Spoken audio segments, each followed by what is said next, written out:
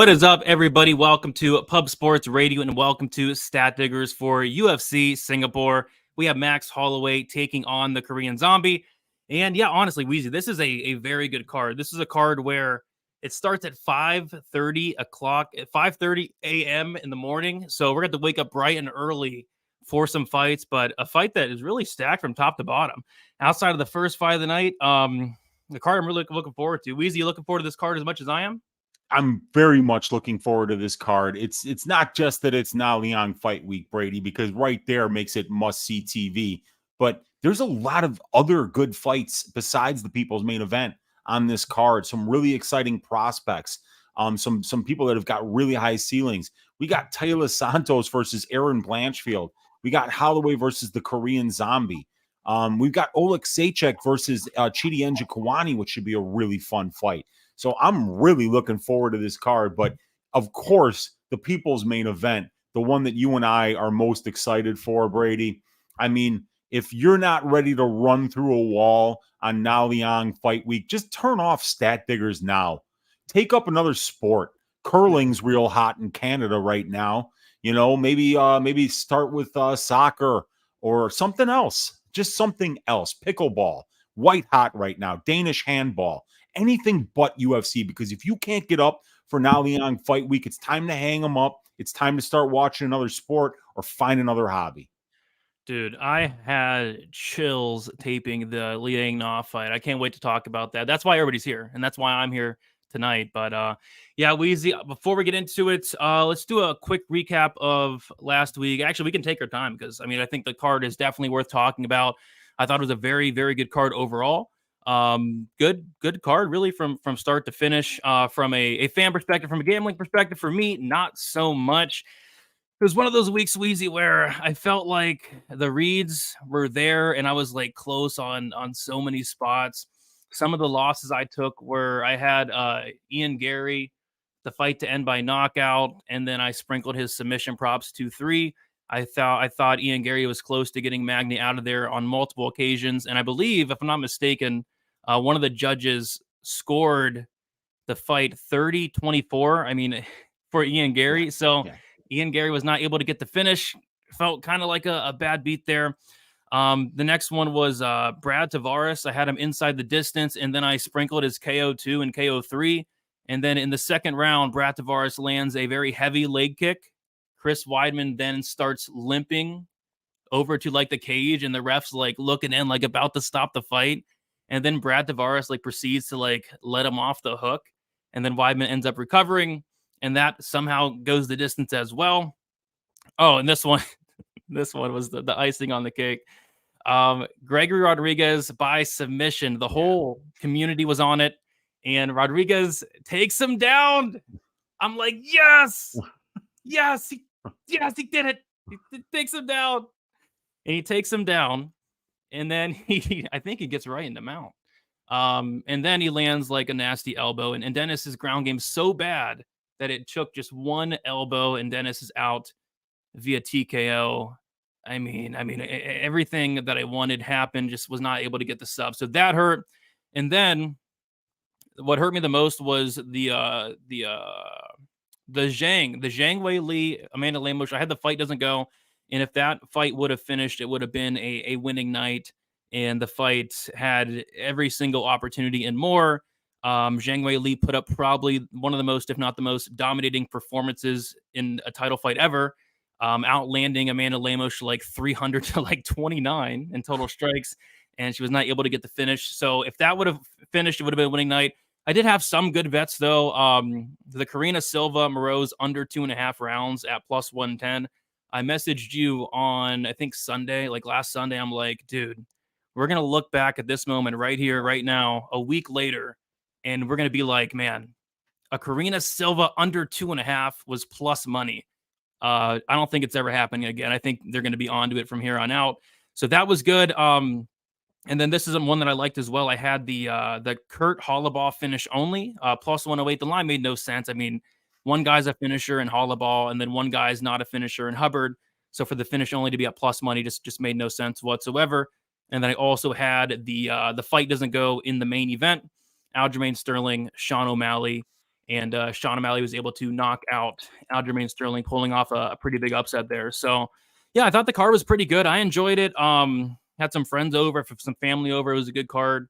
And Sean O'Malley knocking out Aljamain Sterling was a good way to end the card, I'd say. So overall, losing night, but I felt like the reads were there. The process was there, but, it's a losing night nonetheless. Weezy, how'd your UFC 292 go?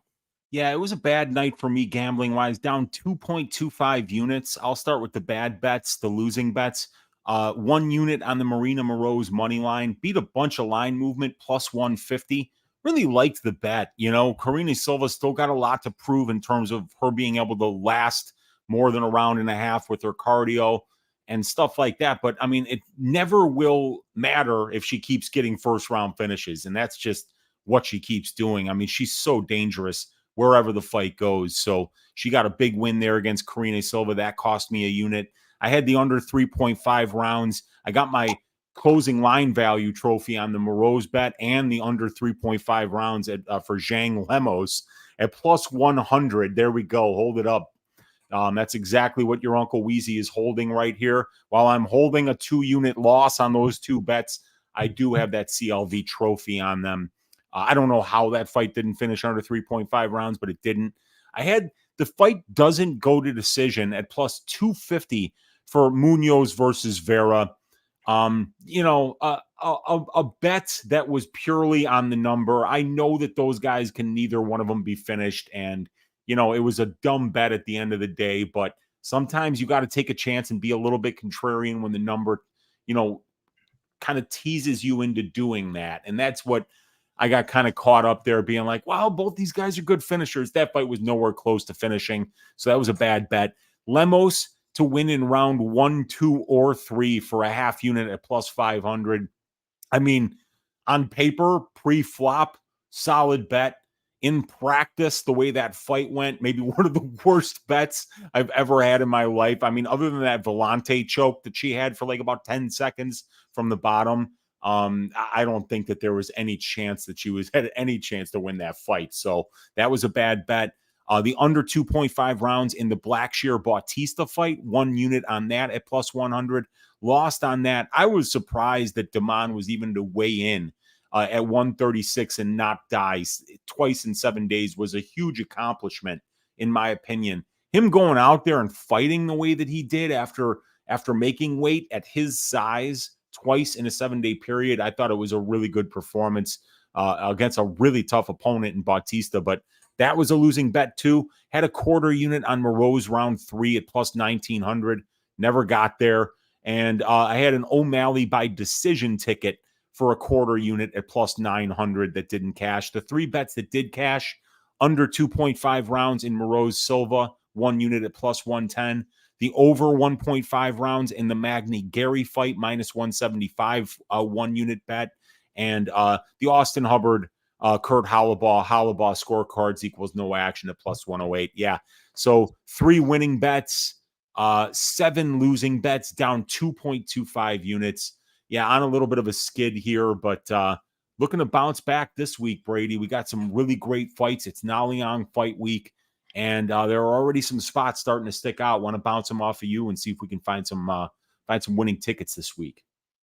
Yep, absolutely. It's a great card, and I think it's a great week to absolutely bounce back. I think there's some really good spots, and we were talking a little bit before the show. I mean, these lines are moving really, really quickly within the last couple hours. So I think some money's starting to come in, and I am as well curious to hear your thoughts on some of these matchups, and curious to hear the chat as well. Speaking of the chats, really looking forward to seeing Dixon in the chat. Dixon is in the chat. Dixon is our OnlyFans expert, and he called it, man. Marina Moroz, Yeah, the OnlyFans fade has been on fire lately.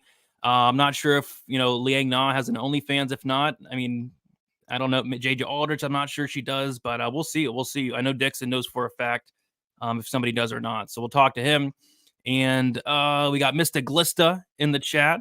We got Victor De Jesus in the chat. We got my guy Bob in the chat. We got Hunter Olajuwon, which by the way, I started to finally pronounce Olajuwon's name right. Last Wednesday, Monk corrected me, and I'm now getting it right. I think I called him like Oli one, but now it's Olajuwon. So there we go. We got Eli in the chat. J-Bone, Propaholic. We got Sean in the chat. We have Justin Villegas. We have EQ, Snerius. We got Wayne. We got Cole Stein in the chat. DXJC. Who else we got up in here? We have Joel. We got Daniel. We got Mushroom. We got George. What is up, everybody? We got PJ. If you all can hit the like button, that'd be much, much appreciated. And do you want to shout out the Pub Sports contest and shout out the winner? So there was a lot of signups for the Pub Sports radio contest, 183 entries, which last week, I think it was like 98, 97 like that. So almost 200 entries last week, $200 to first. And the winner looked to be Jags. I'm not sure who Jags is, but Jags, congratulations. You got it done. I did okay, like probably like top 25, something like that, I think. There I am, right? Where the heck am I?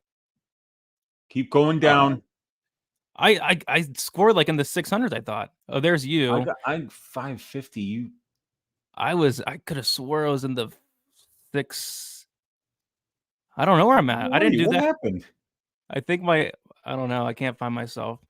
But regardless, thank everybody that signed up.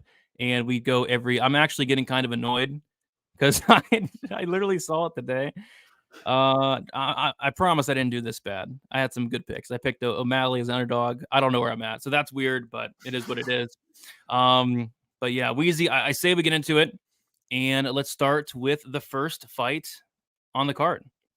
And we're going to go with Sung Woo Choi going against Jarno Aarons. We got Sung Woo Choi, 30 years old, 6 foot with a 74-inch reach. Jarno Aarons, 20 years old, 5'11" with a 73-inch reach. Aarons is 2 years younger. It's going to be Sung Woo Choi with a 1-inch height advantage and a 1-inch reach advantage. Sung Woo Choi is 2-3 in his last 5 fights on a 3-fight skid. A decision win against Yusuf Zalal, a knockout win against Julian Erosa, a submission loss against Alex Caceres, a decision loss against Joshua Kulabau, a knockout loss against Michael Trezano. As far as Jarno Aarons, he has a 2-2-1 draw in his last 5 fights. He made his debut against William Gomes. Pretty lackluster fight. Ended up losing that fight by decision. And yeah, it's weird. You know, I was like high on Sung Woo Choi for a while. He came into the UFC, made his debut against Movsar Evloev. He lost that fight. Really tough fight, obviously. And then he fought Gavin Tucker. He lost that fight. And then he goes on a 3-fight win streak, and he looks really good. He looks like he's making massive, massive improvements. The takedown defense is looking better. The guy's strike is incredible. He's showing power. But, you know, now all of a sudden, he's on a 3-fight skid. I mean, you know, he dropped Alex Caceres. There was that legal strike where Caceres was on the mat. I think he kneed him in the head. And then against Joshua Kulabau, he lost a split decision in a fight where he got dropped twice. And then he got dropped like 3 times and knocked out by Michael Trezano in the first round. So I have serious concerns about the striking defense of Choi, which is like 45%. I have serious concerns about the chin of Sung Woo Choi, but you know, luckily he is taking on Jarno Aarons, which I don't think is going to be too much of a problem for him on the feet. You know, Aarons is probably going to look to get this fight down to the mat. And yeah, I think Choi probably has the takedown defense to stuff these takedowns, keep it on the feet, do the better work across 15. But yeah, I'm kind of surprised. You know, Choi is on a 3-fight skid. He's not losing the bumps or nothing like that. So we'll see if he can bounce back. But I'm just not high on Aarons at all. I don't like this guy. I don't think he's UFC caliber. And maybe Sung Woo Choi's not, but we'll have to see. So give me Choi for the first fight of the card. This is probably the fight I'm least looking forward to, though. Weezy, what are your thoughts on this one? Yeah, I mean, it's the fight before the Naliang fights. We're just going to be passing time on this one until we get to the people's main event. But I mean, it's an interesting matchup. I mean, Choi's the bigger guy. He's an inch taller. He's got an inch reach advantage. He's got the high level experience advantage. Does Choi 7 more fights at the UFC level, 70 more minutes of octagon time. And Choi's a very good Muay Thai striker. His UFC striking metrics at distance are okay, though. He's got a positive 0.12 distance striking differential. He's got 4 knockdowns in 8 UFC fights. He's finished 6 of his 10 pro wins by way of knockout. But his accuracy and defense are both well below average. Look at that accuracy, dude. Sub 30% at distance. And then the defense is pretty bad, too, at 53%. So he's getting hit way more than he needs to be getting hit, despite the fact that he's throwing about like 5 more strikes per minute at distance than his opponents are. He's absorbing almost as many strikes as he's landing. So he's got to get more efficient over at distance striking range. But in this particular matchup, I think Choi is actually going to be the more likely guy to win minutes in the grappling exchanges. Erin's really has subpar takedown defense. He's way too comfortable playing Brazilian Jiu-Jitsu off his back, unsuccessfully hunting for submissions. And Choi's been actually somewhat efficient in the grappling exchanges, winning 37% of the control time positions his fights have been in, despite attempting only 21% of the takedowns in his fights. Erin's in his only UFC fight was taken down in all 3 rounds and controlled for at least 2 minutes in every round. So if Choi decides to mix in the grappling, he'll probably be successful here. And he's definitely got the strength of schedule advantage too, as he's got 7 more UFC fights than Jarno Erin. So definitely he's faced a higher level of competition. He's been in there with guys like Evloev and Gavin Tucker and some of these studs that he's lost to. Kulabau is a tough opponent. Caceres is a tough opponent. He's got wins over guys like Erosa and Zalal, who are tough opponents. So he's got a lot of advantages in this spot. Now, Jarno Erin's is 2 years younger. He's got 2 more pro fights and over 35 more minutes of pro cage time. So even though Choi's got more high-level experience, this guy Erin's, is an experienced fighter in his own right and has got a couple more fights at the pro level than Choi does. And he's a well-rounded fighter. He's a brown belt in judo. He's got a Dutch kickboxing background. His conditioning is on point. He's got 5 wins by submission, 5 by decision, 3 by knockout. So he uses that well-rounded skill set to kind of find multiple paths to victory. But you know what I just hate, Brady, is when you see that hole in somebody's game and it's ripe to be exposed. And for a guy who got controlled 53% of his debut fight against a guy like Gomez, who's not exactly like this suffocating grappler. Gomez goes to it a lot, but it's not 100% of his game. It's a big red flag. So I think that if Choi doesn't like how it's going on the feet, even though I think he'll be comfortable there, he could probably just get Erin's down and win minutes there as well. So I think I like Choi to win this one, and I think I like him to win it by decision. Yep, I'm thinking decision as well. Yeah, I don't know if I'm laying minus 190 on Sung-Woo Choi though. It's kind of gross. But yeah, Choi minus 190, Erin's plus 165. I think Choi wins. I think the price tag's probably about right, maybe even a little too wide, honestly. But I think you're right. I think Choi should get this one done. I agree with you there, but come on, man. Who fucking cares, right? Let's get on to the people's main event, ladies and gentlemen. And by the way, my neighbors are like having a cookout, and like my office has like no curtains or nothing, so they can like see into my office all the time. They're probably like, "What the heck is this guy doing?" They probably already don't like me, but now they really don't like me after this. They probably think I'm so weird, dude. Or maybe they know Liang Na, and they're like, "Oh, he's Liang Na today." So I don't know. So we'll see. But yeah, Brady, let me tell you something, man. It's Na Liang fight week. If they got a problem with the way that you're dressed, that's their problem. It's not yours.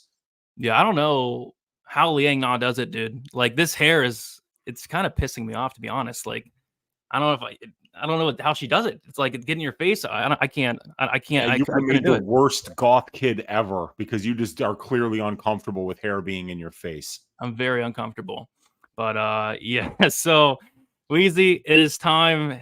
We've been talking about this fight for a while, Weezy. I mean, we would always make jokes about Liang Na, and we would always talk about potentially smashing the under 1.5. And maybe we'll be doing that this week. But yeah, it's time, man. Liang Na fight week. Everybody get ready. I'm so excited. She's my favorite fighter on the roster, and it's not even close. Second favorite's probably Jessica Andrade at this point. But let's get into it, man. Liang Na, 27 years old. I can't believe we're finally here talking about it. Liang Na, she's 27 years old, 5'5", with a 67-inch reach, going against JJ Aldrich, 30 years old, 5'5", with a 67-inch reach. Liang Na, 3 years younger. Same height, same reach, but Liang Na is much more handsome. Liang Na is 3-2 in her last 5 fights. She made her debut against Ariana Carnelosi, lost that fight by TKO, and they got knocked out by Silvana Gomez Juarez.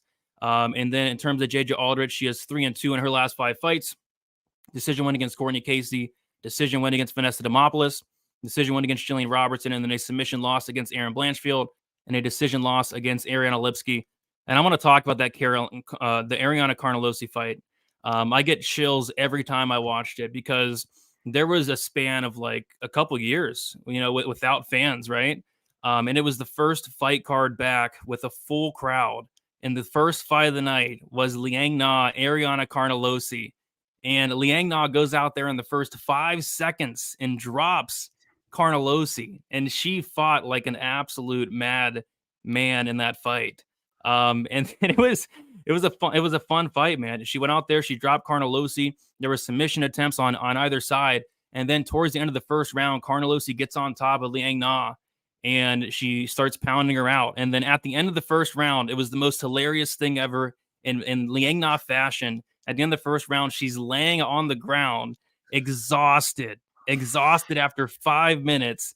And then Song Yadong, who's in her corner because her other corner had like visa issues or something, Song Yadong has to walk into the cage, pick up Liang Na, and drag her to the stool because she's too tired to do it herself. The ref comes over at the on the stool and looks at Liang Na. Probably she calls the fight, lets her go out there, and she proceeds to end up on bottom and get pounded out shortly after. I almost had a heart attack laughing so hard at this Liang Na tape. She is awesome, man. She's going to give you hell for 60 seconds, but she is not good at battling any adversity. There was one fight I was watching where I was just quite frankly shocked. It was the first round and she was completely gassed out. Like 1 minute in, she was pulling guard, she was flopping to her back, she was turtling up, shelling up when getting hit on the ground. I think Liang Na is pretty bad, but she's very exciting. She's very, very exciting. And I think she does lose this fight. I do. I know I'm a big Liang Na fan. I think she does lose this fight, but I think she's going to have opportunities early. She's very, very dangerous early. She has submissions. She has power. And we have seen JJ Aldrich finish twice in her career. So I think if you're on the Liang Na side, I think you want to look at that first round prop because she really doesn't have more than a couple minutes of cardio with the way she's fighting. But under in Liang Na fights. I think they're finally starting to catch on to it, but rightfully so. She has 25 fights, I think, and she's been over 2.5 rounds only once in 25 fights. It's ridiculous. So my official prediction is I think Liang Na is not going to get off the stool after the second round. I think she's not going to be able to go out there in the third round. She just doesn't have the cardio to do it the way she fights. So I like Aldrich here, but Weezy, Aldrich is minus 1,000 like a couple weeks ago, and then money poured in on Liang Na, and Aldrich is still a big favorite, minus 575. I'm curious to hear your thoughts on this fight and on the line. Yeah, JJ Aldrich shouldn't be a minus 1,000 favorite against anybody. So, of course, some money came in on Na Liang, and why not? Any women's underdog at plus 700 is going to be a lot more live than the average plus 700 bet, just because of what we know about the variance in these women's fights. But Na Liang can put you out of there early. She fights like she's late for work, and then right when she's heading out the door, somebody lit her hair on fire, and her car is double parked, and then she's got to get to work, otherwise get fired. She fights with that kind of urgency, and it's just mathematically impossible to fight the way that she does and carry any kind of cardio into the second round.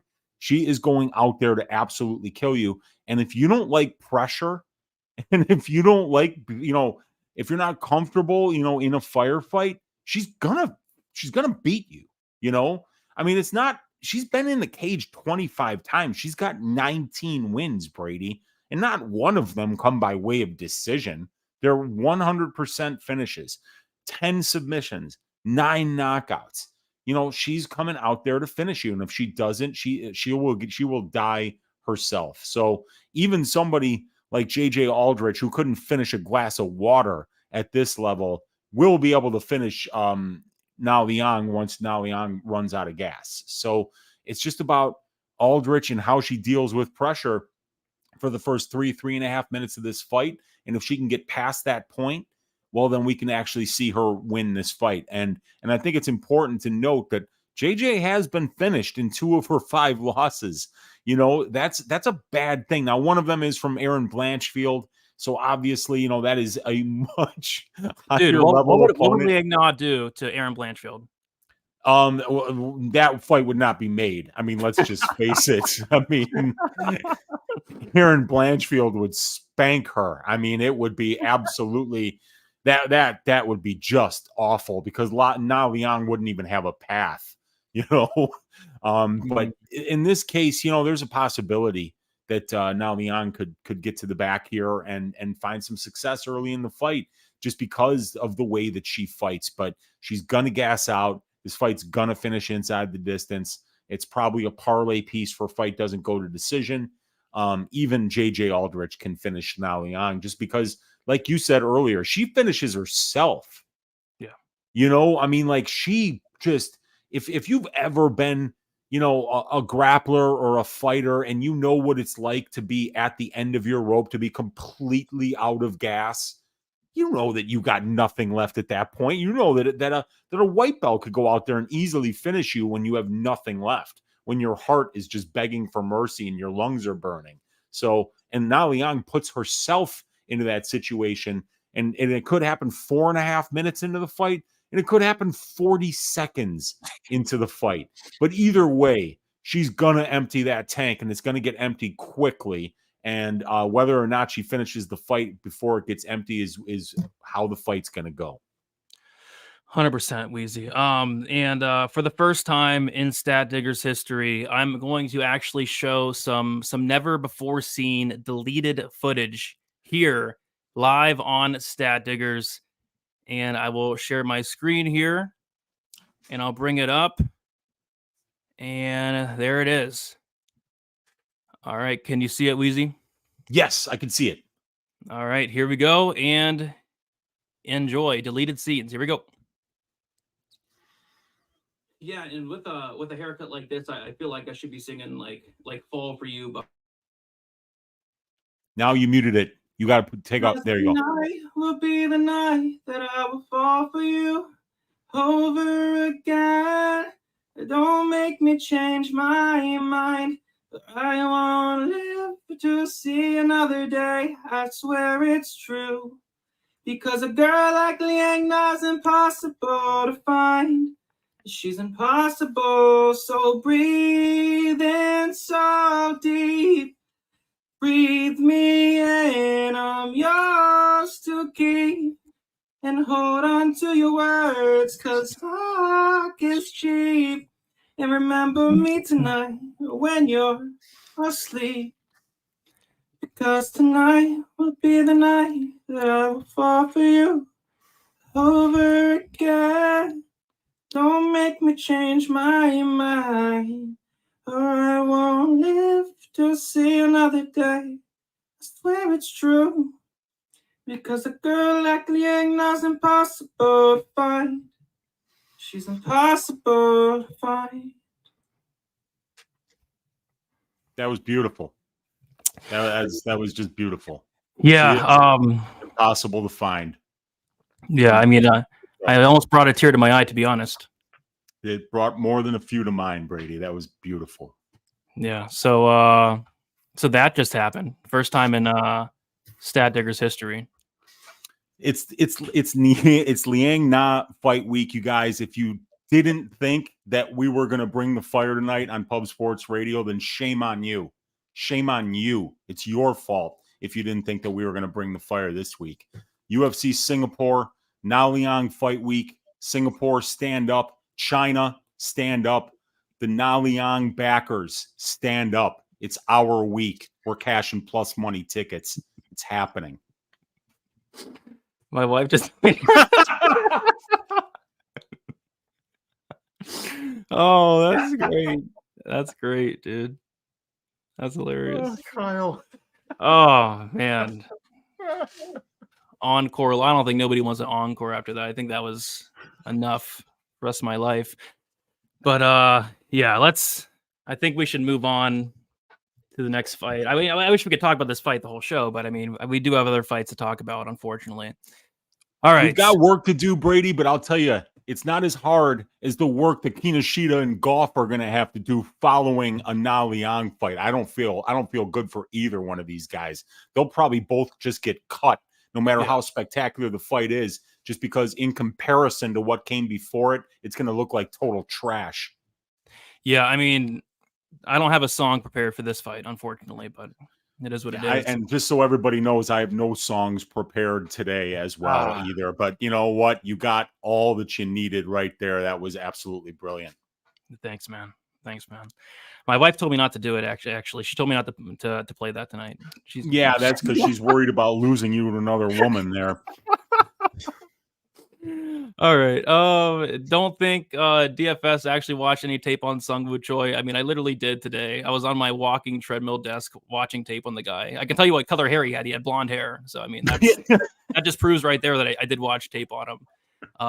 Why don't you think I watched tape? I said he has good takedown defense and he's a good striker with power and he gets dropped. I mean, is all that not true?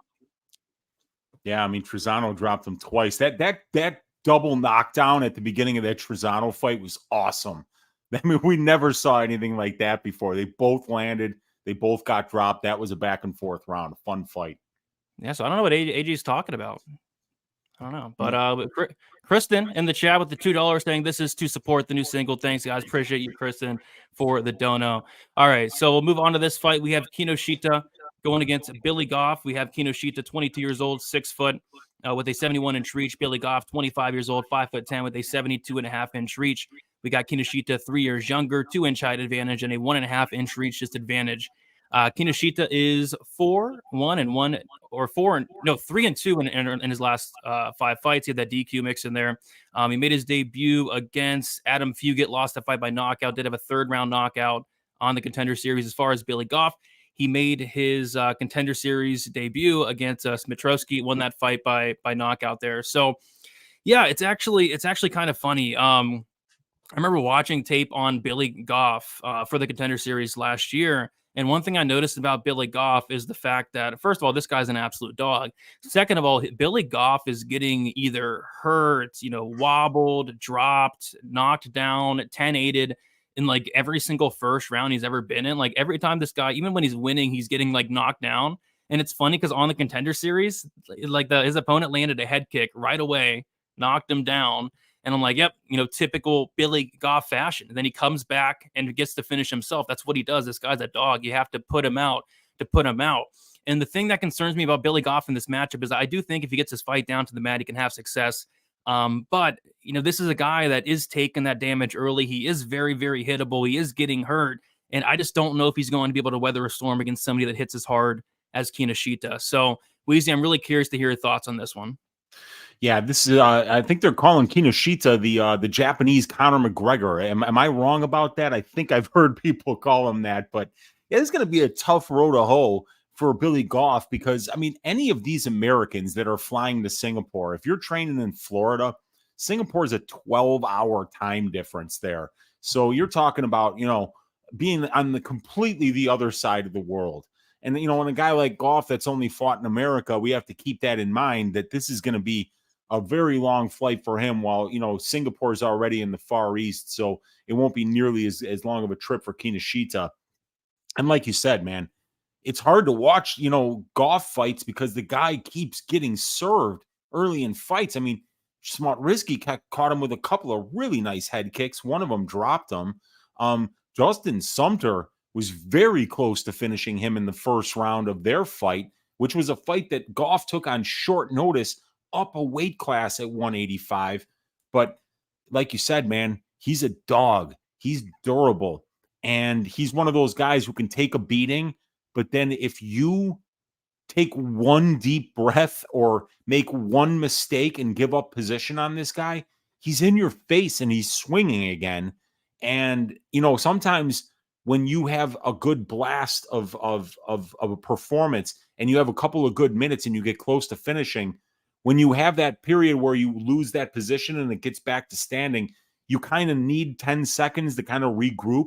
Billy Goff doesn't give that to you. He just starts walking forward and everything he throws is with some power. So once he lands, he just swarms. So he's the kind of guy who, he's going to be putting you in the position and you're going to put him in the position of getting close to finishing that fight. But it seems like Goff is very difficult to finish. So this is going to be an interesting fight. This is going to be a very fun fight. I think Kinoshita, he got served fighting Fugit.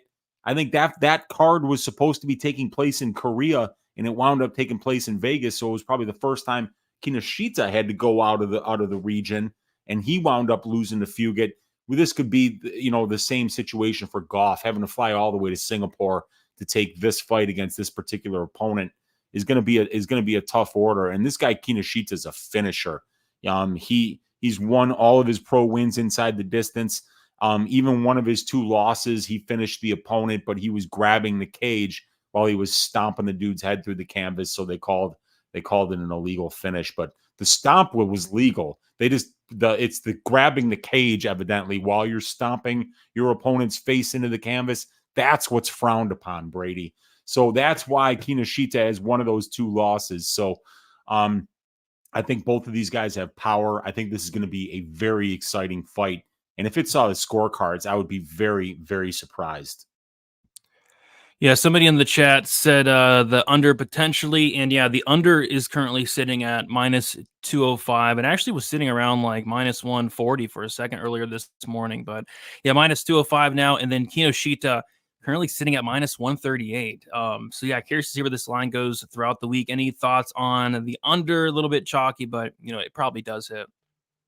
I think it probably does, especially with Goff being so far from home. I kind of feel like he could have a massive adrenaline dump after the first round in this fight. And Kinoshita is going to have the crowd behind him. But both of these guys hit so hard. So I do feel like somebody's going to get finished here. Yep, I'm right there with you. Should be a very, very good fight there. I think I lean Kinoshita potentially to knock out Billy Goff, but Billy Goff's a dog, man. It's hard to completely count this guy out. I just hate how hittable he is. And against a guy like Kinoshita, you don't really want to be hittable. So, yeah, we can move on, though, to a very good fight. We have Song Kanan going against Rolando Bedoya. We got Song Kanan, 33 years old, 6 foot with a 71-inch reach. Rolando Bedoya, 26 years old, 5'11" with a 75-inch reach. We got Bedoya, 7 years younger, 1-inch height disadvantage and a 4-inch reach advantage. We got Song Kanan, who is 2-3 in his last 5 fights. A decision loss to Alex Morono, a decision win against Derek Krantz, a knockout win against Callan Potter, a knockout loss against Max Griffin and Ian Gary. As far as Bedoya, made his debut against Chaos Williams, lost that fight by a very competitive decision. And yeah, this Bedoya guy, I don't know what to think of him. I mean, this guy's fun. He's exciting. He's a young guy. He's a guy that I have some concerns in terms of the striking defense. I mean, I really do. And it was actually funny. I was watching tape because that one guy didn't think I watched tape, but I watched tape on this one for sure. And I was watching the Chaos Williams fight, and Bedoya's like eating punches with his face and like smiling at Chaos Williams every time.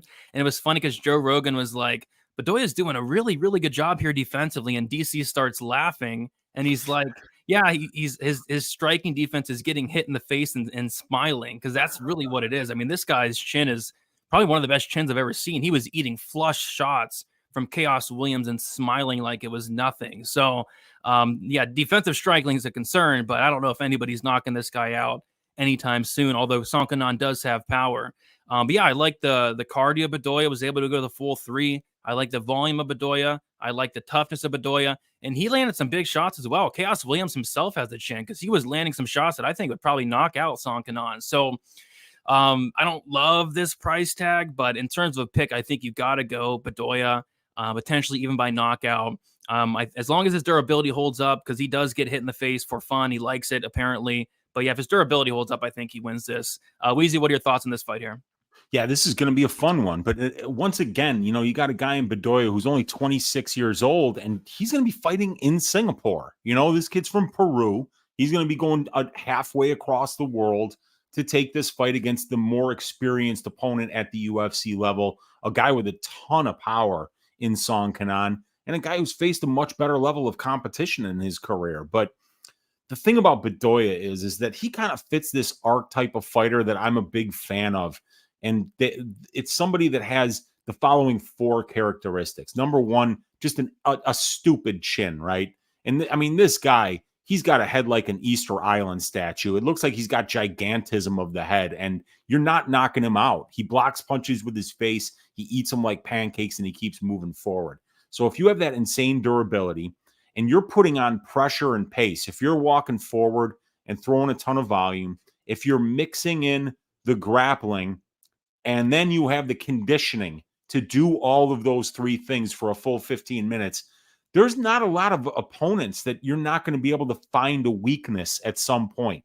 Whether it's the fact that they tire out from punching you in the face for 12 minutes unsuccessfully, and then they finally just mentally break because they know that the pressure won't stop, or you can hurt them with the grappling where you can get them down and fight a pace of a fight that they're unable to handle. Well, Bedoya does all of those things, and he's still 26 years old. And as long as his durability keeps carrying him, I think he's going to be a really tough opponent. I mean, like, this kid made his debut at the age of 26, Brady, after fighting in small promotions in Peru, and he beat Chaos Williams. He won that fight. Chaos got the split decision. It wasn't like it was a robbery or anything like that. It was a very close back and forth fight. But the way Bedoya performed against that level of an opponent in his UFC debut was seriously impressive. But we just got to kind of keep in mind that this is a huge ask, traveling 12 time zones away, fighting in an unfriendly part, an unfamiliar part of the world to you, against a local opponent who's been in there against guys like, Ian Gary, Alex Morono, Max Griffin. Song Kanan's been in there against some names, and the dude has legit UFC level power in that right hand. And he even dropped Ian Gary with a perfectly placed left hook as well. So he's got power in both of those hands. But if Song lands that straight right, just right, most dudes go down. I don't know if Bedoya will, because like I said, man, like, this seems like the kind of guy where if you punch him in the face, your hand breaks, and then Bedoya just kind of smiles at you. So, I mean, as long as this kid's durability holds up, I think he's going to be a very difficult guy to beat at the UFC level. And he already proved it going 3 hard rounds with Chaos Williams and probably doing enough to win that fight. Yeah, I mean, that has to be something that really hurts your confidence. I mean, you hit this guy in the face so hard and he just laughs at you. I mean, that's got to be something that just destroys your confidence there. Dude, I remember Paul Felder once saying when he was calling a fight that his nightmare that he used to have when he was fighting was landing. In his dream, he'd be having an opponent where he'd be landing his best shots, but the guy wouldn't go away and he would keep walking forward. And he was like, I would wake up from that sweating, because there's nothing more discouraging, especially as a high level fighter, to land your best shot 3-4 times and the guy smiles at you. That's stupid, man. Yeah, it is. Yep, so I think we're both on Bedoya. Any interest in laying -275? No, not that far from home. I think that this is a bad spot to lay -275, but I get it why people are doing it. I mean, I think Bedoya is a tough, well-rounded opponent, and I think he could find some takedowns here potentially. You see him getting a lot of takedowns, and his grappling, you even see him getting put in bad spots with his grappling game on the regional scene, and he's getting out of it. He's a fighter. He's gonna, in life, this guy is probably gonna achieve whatever he wants to achieve because he can get up after being knocked down and fight through adversity. And Bedoya is not gonna quit, and he's got a lot of durability. So this is gonna be a really fun fight too. This is a great card. Yep, it really is. It really is. By the way, for those of you just joining, I did post my my Liang Na JJ Aldrich breakdown on Twitter. So if you have not seen that, go check it out. And maybe Liang Na can walk out to it. Walking out to me singing it. What do you think? Hey man, inspirational music is a must before a fight. I mean, you're about to go and get into a cage and fight another adult for money. So you need all the inspiration that you can get. And you want to talk about inspiration. That performance by you earlier, Brady, was very inspiring. And hopefully Liang Na can take that, the performance I had, and maybe it translates into the cage, and maybe she goes out there and gets a 60-second finish. Dude, I think if she did do that, Brady, that would be the first time that a fighter would ever shout you out in a post-fight interview, and it would be a career-making event, not only for Na Liang, but for you as well, and it would be a big feather in the cap of all of us here at Pub Sports Radio. I'll tell you that right now. 100%, man. All right, let's keep moving on. Before we do so, we have about 200 of you in here. If you guys can, please be sure to smash the like button. Let's see if we can get to 100 likes by the time we get out of here. All right, let's move on to another very good fight. And yeah, this card is stacked with very good fights, and this is another one of them. Chidi Njokuani going against Mikel Olazechuk. We got Chidi Njokuani, 34 years old, 6'3", with an 80-inch reach. Mikel Olazechuk, 28 years old, 6 foot with a 74-inch reach. We got Chidi, 6 years older. Chidi with a 3-inch height advantage and a 6-inch reach advantage. We have Chidi Njokuani, who was 3-2 in his last 5 fights. A knockout win against Mario Souza on the Contender Series. A knockout win against Marc-Andre Barriault. A knockout win against Dusko Todorovic. A knockout loss against Gregory Rodriguez. And then a decision loss against Albert Duraev. As far as Mikel Olazechuk, 3-2 in his last 5 fights. A knockout win against Shamil Gamzatov. Decision loss against Dustin Jacoby. Knockout win against Sam Alvey, knockout win against Cody Brundage, and then a submission loss against Caio Borralho. I think the matchmakers did an incredible job in this fight because people are typically looking to take down Chidi Njokuani. They're typically looking to take down Mikel Olazechuk, and I don't know if either guy is going to be going for takedowns in this one. I think these guys are going to stand and bang until one man falls. Both of these guys have a ton of power. I love the striking and the volume, the way, Mikel Olazechuk mixes it up to the body. This guy is very good, but Chidi is extremely dangerous. You don't see anybody finishing Marc-Andre Barriault, and this guy did it in like 20 seconds. I mean, it was ridiculous there.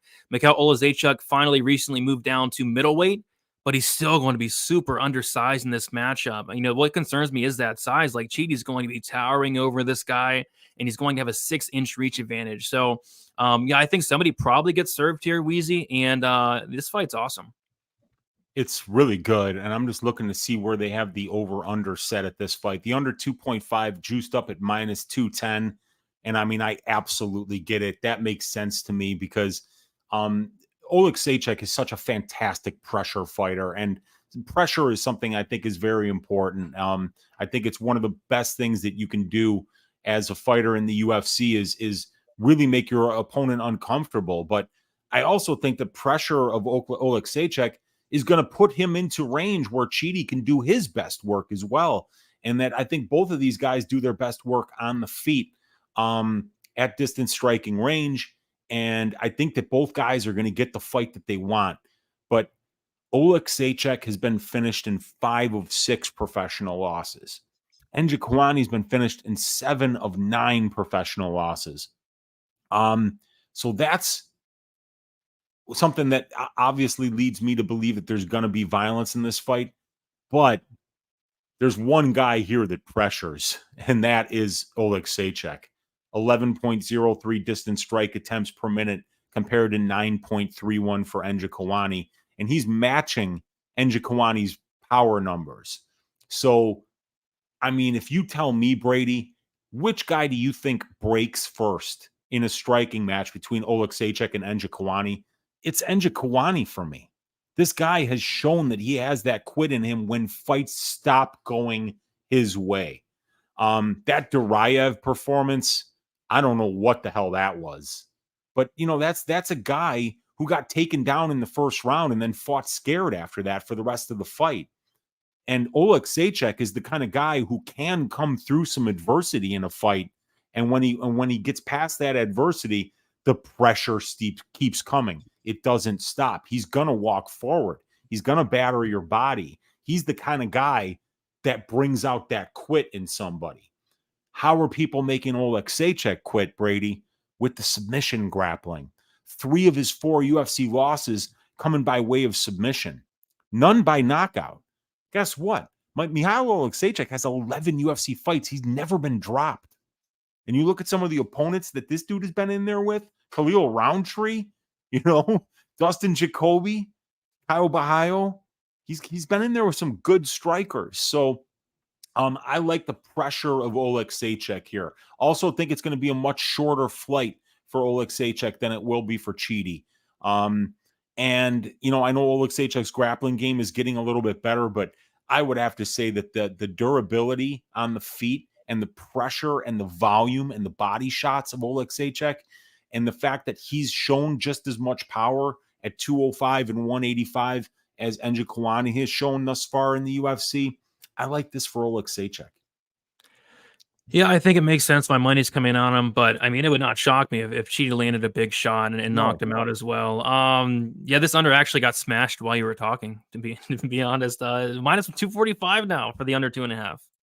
Oh, yeah, dude. I mean, wow. While I was talking, yeah, you gotta love that. Yeah. And now it's too rich for even my blood here, but yeah, I think it cashes, dude.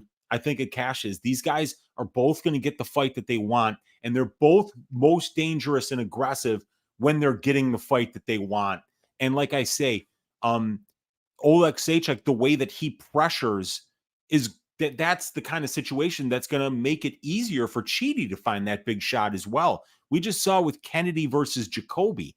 Kennedy was pressuring forward like a zombie, throwing a bunch of volume. But when you do that, a sharp striker will have the opportunity to land a big counter shot on you. And that is something that's absolutely in the realm of possibility for Chidi and Kawani. So I would say that I like Oleksiejczuk here, but I also think that fight doesn't go to decision. Could be a nice parlay piece this week as well.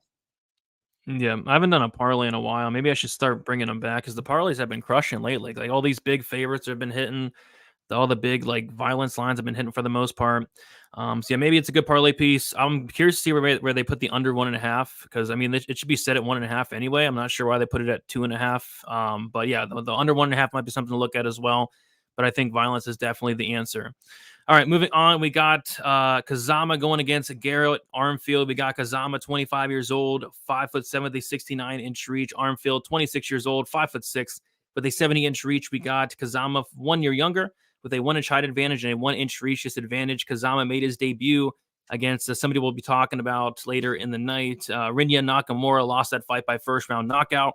And then Garrett Armfield, he is 3-2 in his last 5 fights. He made his debut on short notice against David Onama. Looked solid in that fight early on. They kind of tired out a little bit. Onama got on top and then submitted him in the second round there. So, yeah, very, very fun fight here. This fight has fireworks written all over it, Weezy.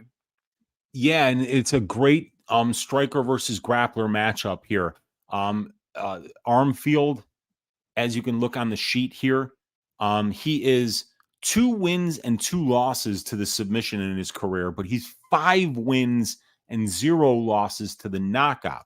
And then you look over on the other side, Toshiomi Kazama, 3 wins and 2 losses to the knockout, which is where Armfield is 5-0, but where Armfield is 2-2, Kazama is 5-0 to the sub. So when you watch the tape on these guys, Armfield's pretty good everywhere, right? I mean, he's got good pace. He's got solid conditioning. He can box. He can grapple. He can wrestle.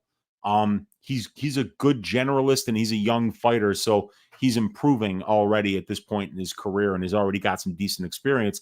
And it's the same situation with Kazama. Kazama's even got a couple more pro fights in comparison to Armfield, about 25 more minutes in the pro cage. And these guys have a commensurate amount of UFC experience as well. But Armfield on the regional scene, he gets taken down. He gets held down. He loses minutes on the ground. And what does Kazama do? Constant pressure on the feet. He gets into these clinch exchanges where he can use his judo to get the fight to the ground, or he'll look to wrestle as well. And then once he gets the fight to the ground, this dude is passing. He's threatening with submissions. He's landing ground and pound, and he's very tricky and unorthodox too. He's got 2 submission finishes by this weird chicken wing position where he's trapping arms behind their back and like basically putting them in like an old school wrestling hammer lock, and he's getting taps from it, like nasty taps.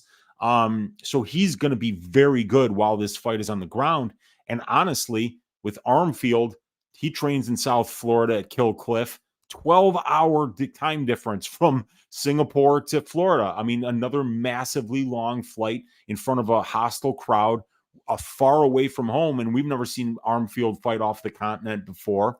So, yeah, I mean, this is a tall order for him. So, Kazama, he fights a really good style for what he's best at. He's not going to waste a lot of time on the feet with you. He's definitely going to pressure. But if he does get caught on the feet and he can't get this fight to the ground, he's hittable. He's absolutely able to be knocked out. So this is another fight or I think fight doesn't go to decision is going to be a very good bet. I would have loved to have caught in under 2.5 rounds at plus money, but it was there for about a couple of minutes and then they moved it to 1.5.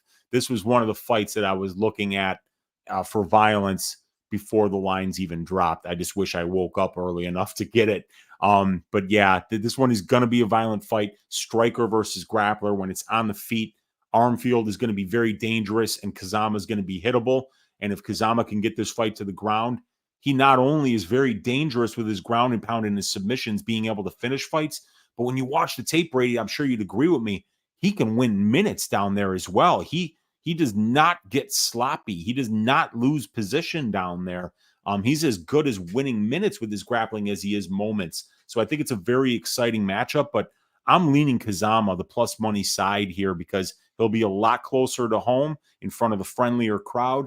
And I think that Armfield's takedown defense and get-up game is a little bit of a hole in his game, and that's one that Toshi will be able to exploit. Yeah, I mean, you can't knock Kazama too much for his UFC debut against Nakamura, because Nakamura would do the same exact thing to Armfield, maybe even soon. I mean, Nakamura is no freaking joke. So I'm glad that they're giving him another shot here against Armfield. But yeah, it's weird. So they have the over under on this fight at 1.5 now. It was 2.5 this morning, I believe. So 1.5 now. The over 1.5 minus 180. The under 1.5 is plus 150. And I was actually up at like 8 in the morning today, and I did see the lines drop, but they moved so fast, dude. They moved within like 3 minutes today. So they moved fast. I didn't get any really good lines besides one that we'll talk about. But yeah, plus 150 to the under, minus 180 to the over. Do you have any interest in like a 1.5, or would you want the 2? I'd want the 2.5. But if the 1.5 is the only option, I don't mind playing it. You know, like I said, we always love it, Brady, striker versus grappler. So wherever that fight goes, one of these two cats is going to be really dangerous and the other person is going to be vulnerable as well. So that's exactly what you're looking for when you're looking for violence. So, I mean, the under 1.5 at plus money is an interesting look that I might be looking at, but I might also be looking to parlay the under 2.5 or maybe even just make a big bet because I do like violence here. Yep, I'm right there with you, and I'm right there with you on the dog as well. Plus money. I think he's good. I was actually impressed with him. It's just he ran into like a killer in his debut there. All right, dude, Nakamura. Yeah. I mean, I can't believe Fernie Garcia is fighting this guy, dude. His management should not have taken that fight. He's probably going to get cut after he loses his next fight anyway, but come on, man. Are you going to let him fly you all the way to Singapore, take an ass whooping from Nakamura, and then you're going to get your walking papers? That's a long flight back to Texas for that young man. Yeah, it is. Dude, I was telling you earlier, I went to bed at like 4 in the morning last night. I woke up at 8. So I'm very tired. I'm kind of struggling to stay awake. So I need something to give me a little bit of energy. And I think this might do the trick here. Yeah, there you go, man. I want to run through a wall right now, dude. Yeah, I mean, I was about to fall asleep, but I think I'm good to go now. I think that gave me the boost of energy I needed to get through this stream. And Brady, also, we got to talk about one important thing here. Now Liang moving from 115 up to 125. So I ask you this question. What if it was the weight cut that caused the horrible durability and conditioning of Na Liang? And what if now we get altitude Na Liang not cutting as much weight and being able to push a pace for 3 full rounds? If that's the case, Brady, if she could push this pace for 3 full rounds, poor JJ Aldrich and poor JJ Aldrich betters, because she's going to make it look easy out there. So just remember, your Uncle Weezy said it first, 125 might be the true home for Na Liang and where we start getting the best Na Liang performances, which we both know, Brady, already are still yet to come, my friend. Dude, if Liang Na had 25-minute cardio, she'd be champion. I mean, she would be so good. 25-minute cardio with how good she is in those first 60 seconds. She could be champ one day, man. So we'll see. It could happen, man. EPO Na Liang is right around the corner, and it might happen, dude. We could see it. We've seen crazier things than Liang Na becoming champion. Right. Actually, I don't think we have, to be honest. I mean, No, we've never seen Stranger Things. that'd be wild. But look at that haircut. Look at that haircut. Yeah, she's got a beautiful head of hair on her. That's for sure. I mean, it kind of adds up. I mean, I try my best. This was like $30, by the way. So $30 down. I'm probably never gonna wear it again. Dude, you're going to be wearing it the next 10 times now Liang fights in the UFC, climbing the ladder to greatness. I hope. We'll see if she can get it done, or we'll see if they can still let her fight, even though she's getting brutally finished each and every time. But yeah, we'll move on to the next fight. We have what could be one of the worst fights on the card. We have Waldo Cortes-Acosta going against Łukasz Brzeski. We got Waldo Cortes-Acosta, 31 years old, 6'4", they 78-inch reach. Brzeski, 31 years old, 6'4", they 78-inch reach. Waldo Cortes-Acosta, 4-1 in his last 5 fights. He had a knockout win against Danilo Suzert on the Contender Series, won a decision against Jared Vanderaa and Chase Sherman, and then lost the decision to Marcos Rogério de Lima. As far as Brzeski, he is 2-1, no contest in his last 5 fights. Had a no contest on the Contender Series. Got a 3rd round sub in that fight, and then he popped for something. And then he comes to make his debut against Martin Buday, loses that fight by decision in a fight I thought he clearly won. And then he lost a decision against Carl Williams his last time out. So what's terrifying to me is this price tag. I feel like Waldo Cortes-Acosta really shouldn't be minus 300 over anybody. I think he has some serious holes in his game.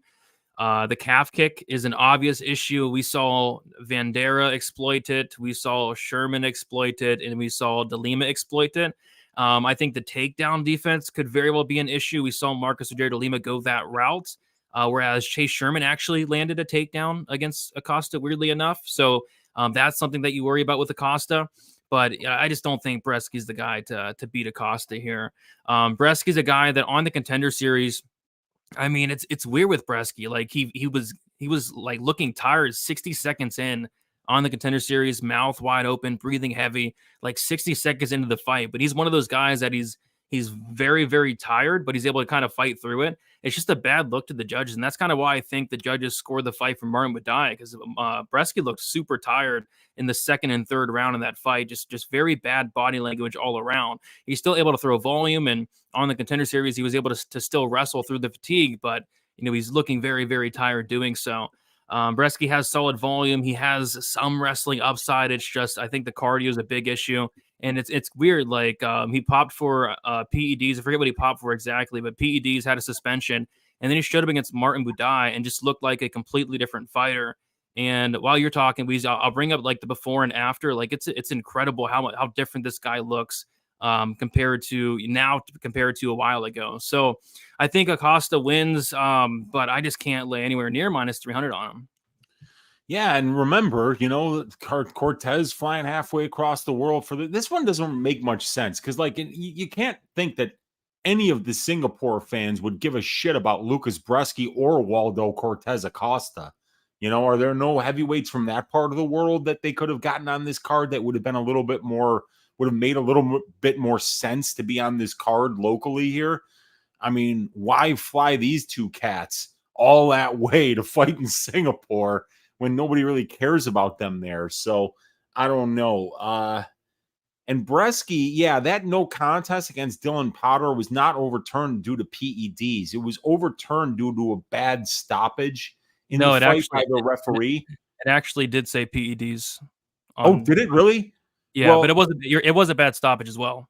Yeah, okay, it was a bad stoppage, and then Brzeski did get suspended for PEDs. He got caught with an estrogen blocker, which meant that he had come off of PEDs and then was using the estrogen blocker, so the heightened level of estrogen wouldn't be seen in the system when his piss was being tested. So yeah, Brzeski is definitely a former PED user, but you could tell by the change in his body that he's not really using them anymore. Yeah. If Brzeski could get this fight to the ground, he could look a lot better than plus 250 here. And I'd also like to warn anybody that's thinking about parlaying Waldo Cortes-Acosta and go back and look at that Buday fight. Brzeski's got decent striking, and that's what Cortes-Acosta does. Cortes-Acosta is not going to try to take you down. He's gonna pop that jab from a distance. He's durable. my favorite thing about Acosta, besides the boxing, is the conditioning. His conditioning is really, really good for a heavyweight. So I think as this fight goes on, he probably is going to be the minute winner. And I think he's more likely to win moments. But if Brzeski is able to successfully mix in some grappling here and win some minutes with that, like I say, I think he can make it pretty close. And I think if it's a 15-minute distance striking battle as well, Brady, it could wind up being close. And the judges kind of owe Brzeski one. So with all with the trip being super long for both of these guys, frankly, it's just a little bit quicker from where Brzeski's from in Poland than it is from the States. But yeah, I think Cortes-Acosta by decision. And I was looking at the prop template for this fight, Brady. If we're looking at that over at minus 125, all 5 of these guys combined UFC fights have went over 2.5 rounds. So they're both fairly durable. And they're both going over 2.5 rounds at 100% rate. So maybe an over 2.5 rounds at minus 125. While it'll be sweaty. It's a good cheap price on that line. Yeah, I do think this goes over as well. Looks like money has came in on Brzeski a little bit. So Cortes went from minus 300 to minus 260, and Brzeski went from plus 250 to plus 220. So a little bit of a line move there in the last like 20, 30 minutes. And by the way, here's the before and after. This is before the PEDs. Yep. Obviously in great shape, and then that's a significant change there. Yeah, that's quite a change, man. But that's the human body when you're giving it like dragon fuel. You can look all cut up for a while, and the drugs do their job, but unfortunately, you have to keep using them in order to look like that. And when you get off of them, the system suffers. Don't use steroids, ladies and gentlemen. They're bad for you. They are bad for you. What did you used to say? The tiger blood? He was on the tiger blood. Yeah, the Charlie Sheen tiger blood, which is probably what I'm going to be on watching these fights, because I refuse to miss a Na Liang fight because I'm sleeping. So I think the plan is to get a bunch of amphetamines, start using them around 2 a.m. when I normally go to bed, Brady, and then just go like with that dragon fuel in me, with that tiger blood in me, all through the card, and then I'll just sleep for a day afterwards. That's how you do it. That's how you do it right there. That's how the professionals do it. Exactly. All right, Weezy, let's move on to the next fight. We have Junior Tafa going against Parker Porter. We got Junior Tafa, 26 years old, 6'3" with a 72-inch reach. Parker Porter, 38 years old, 6 foot with a 75-inch reach. Junior Tafa, 12 years younger, 3-inch height advantage and a 3-inch reach disadvantage. Junior Tafa, 4-1 in his last 5 fights, made his debut against Muhammad Usman, lost that fight by decision. Parker Porter is 3-2 in his last 5 fights. Decision win against Chase Sherman, decision win against Alain Badeau, submission loss against Jonathan Almeida, knockout loss against Justin Tafa, and then a knockout win against Braxton Smith. By the way, I hope Braxton Smith makes his way back to the UFC. It's a shame he got cut after just one fight. The human refrigerator. I mean, I would have liked to see him get another shot there, but I actually think he popped for something, though, Braxton Smith. He did. Yeah. So that's probably why they did it. They're like, screw you, dude. They don't make much money anyway. It was a brand new contract. Yeah, so it is what it is. But I mean, I think this fight's pretty hilarious. Like we saw Justin Tafa knock out Parker Porter. Now I think the UFC is trying to get Junior Tafa to go out there and knock out Parker Porter. And I mean, there was an obvious hole in the game of Junior Tafa, which is the takedown defense. In the ground game, we saw Muhammad Usman go out there and implement that game plan. And I think that's probably what Parker Porter is going to try to do. But in that Usman fight, we saw like whenever that fight was at range, how dangerous Junior Tafa is. I mean, it seemed like everything that Tafa was landing on Usman was getting a reaction out of Usman there. So this guy, Tafa, has next level power. So I'm not sure if Parker Porter is going to want to stand with this guy. And if you're Parker Porter, he's probably going to get takedowns. And if he does, he might have success. But if not, I think he probably gets knocked out. So very interesting fight here. What are your thoughts on this one, Weezy? Yeah. Tafa obviously got controlled for 80% of the Muhammad Usman fight. But for the point that he wasn't out there, he landed 12 significant strikes at distance and only absorbed 2. I mean, he was landing big on this dude. So he's got to keep this fight standing.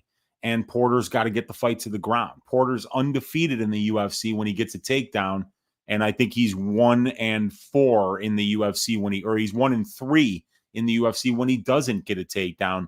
The only one that he won without getting a takedown was Braxton Smith, who's really not even a professional fighter. He's just a dude with power, who swings heavy against bums and lands. So I don't know, man. Parker Porter going to be going a long way to get to this fight. It's a long trip from where he's from to Singapore, while Junior Tafa is already, over there close to Singapore. So it won't be nearly as far of a trip for him. And Tafa's got serious power, and Porter's got no chin. Porter's been finishing every single one of his losses. And even though Tafa, looked like he was going to knock out Muhammad Usman, he's actually survived with Usman on top of him for 12 minutes out of the 15 minutes of that fight. So even if Porter does get on top here, he might not be able to finish him. But the difference in ass size between Parker Porter and Muhammad Usman, we wouldn't be doing our job here on Pub Sports Radio, here on Stat Diggers, Brady, if we didn't, highlight the difference in ass size, because an ass the size of Muhammad Usman, it's going to be hard to get off you, and Tafa had problems doing that, but this is a completely different ass in Parker Porter here.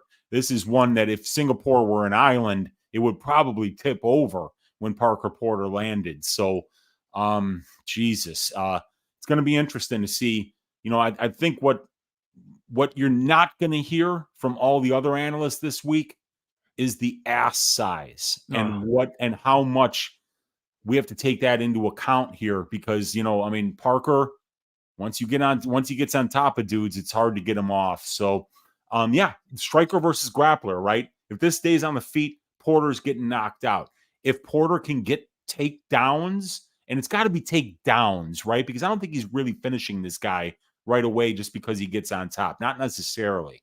So he's going to need to get more than one takedown, and that might be a tall order. So I think I'm going to go with Tafa here, but not with a ton of confidence. Yeah, I feel it. I mean, if fights were won based off of big ass, I think Parker Porter would be heavyweight champion of the world and arguably pound for pound best fighter in the world. And that would be interesting. What if Junior Tafa was your ass shaving of the week, Weezy? That would be a lot of ass to shave. A lot of hair. Yeah, I don't think the UFC isn't even paying Tafa enough to shave that entire ass. That's like a week-long job, man, So, yeah, that would be an interesting ass shaving of the week pick for sure. But, yeah, it's a tall order for Parker here. He's already lost to somebody named Tafa. Got absolutely sparked by him in the first round, So we'll see if Junior can be the second Tafa to knock this dude out. But in order to do that, he's going to have to stay off of his back and keep that gigantic ass, from being on top of him. Otherwise, it could be a short night. Yeah, so we'll take a look at the line, and if we were talking ass, Parker Porter would obviously be minus 1,000 or greater in this matchup. But we are not talking ass on Stat Diggers. We're talking fights, and Junior Tafa's taken some money. His money line has gotten pounded in the last couple hours. He went from like minus 120. Minus 115 to now he's minus 160 on BetOnline Sportsbook, and Parker Porter plus 140. Yeah, I was actually thinking about making a bet on Junior Tafa, but I was gonna wait for the knockout prop, and like the first round knockout prop potentially, but they're probably going to be like all over it. I think Tafa probably does land a big shot at some point, but hey, Parker Porter does have a path. The path is the wrestling. I think Muhammad Usman showed him the game plan, but I don't know if he can do it for 15 minutes. I think at some point, this fight is going to be at range, and at some point, Tafa is very dangerous and lands a big shot. So I'm on the Tafa side, but the money line's getting crushed, and at minus 115, minus 120 maybe, but minus 160, I'm okay on that. Yeah. I think Tafa wins the fight, and I think what's most important about this is that, you really do have to count on Porter getting more than one takedown, I think.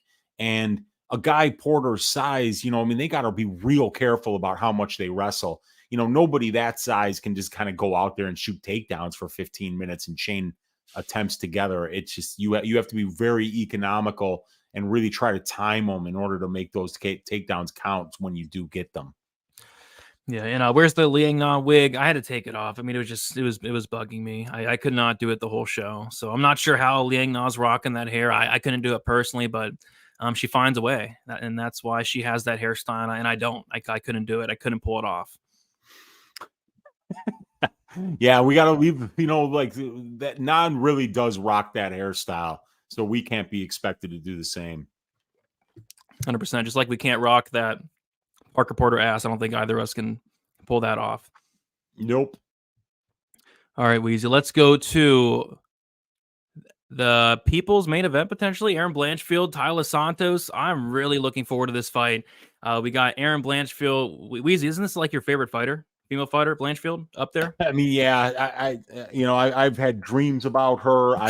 She's Yeah. she's incredible, and that performance against Jessica Andrade just knocked my socks off. That was incredible. So yeah, I'm a big fan, but I'm a big fan of Taila Santos too. It's actually funny you said about the dream because shout out to Mystic List with the $10 dono. Right as you said that, he said only variable that matters in this fight is how does the dream Weezy Blanchfield saga progress? And I do remember you talking about that dream. And I don't know if you want to get into it. We can get into it in a little bit, but I am curious as well. How does that saga progress throughout the week? Yeah, well, let's talk about it. Let's talk about it after we break down this fight, because I think it's an important part, of how this one plays out. Sounds good. And by the way, appreciate you, Mystic Lista, for the $10 dono there. So let's get into it. So we have Erin Blanchfield. She is 24 years old, 5'4", with a 66-inch reach. Taila Santos, 30 years old, 5'6", with a 68-inch reach. We have Blanchfield 6 years younger. Blanchfield with a 2-inch height disadvantage, and Blanchfield with a 2-inch reach disadvantage. We got Erin Blanchfield, 5-0 in her last 5 fights. A decision win against Sarah Alpar, a decision win against Miranda Maverick, a submission win against JJ Aldrich, Molly McCann, and Jessica Andrade. As far as Taila Santos, 4-1 in her last 5 fights. A decision win against Molly McCann, Jillian Robertson, and Roxanne Modafferi. A submission win against Joanne Wood. And then a decision loss against Valentina Shevchenko. So, yeah, I think we are looking at a future champion. Maybe both fight. I mean, arguably, Taila Santos should have been champion. A lot of people thought that she went out there and beat Valentina Shevchenko. I did score it for Santos myself, but it was a very, very close fight. But even, being that competitive with Valentina was probably something that a lot of people weren't expecting. I definitely wasn't. But yeah, she went out there and arguably beat Valentina Shevchenko. So Santos arguably could have been champion. And honestly, Erin Blanchfield, I think, is the real deal. She's only 24 years old. I think between the two, Erin Blanchfield absolutely has the higher ceiling. I think Blanchfield will be champion one day and in the very near future. And if Blanchfield fought, Alexa Grasso, I would probably pick Blanchfield. And if Blanchfield fought Valentina Shevchenko at this point of Valentina's career, I would probably, pick Blanchfield. I think Blanchfield is the real deal. But so is Santos, man. This fight is so well matched. It's really close on the money line. It's probably one of my toughest fights to pick on the card.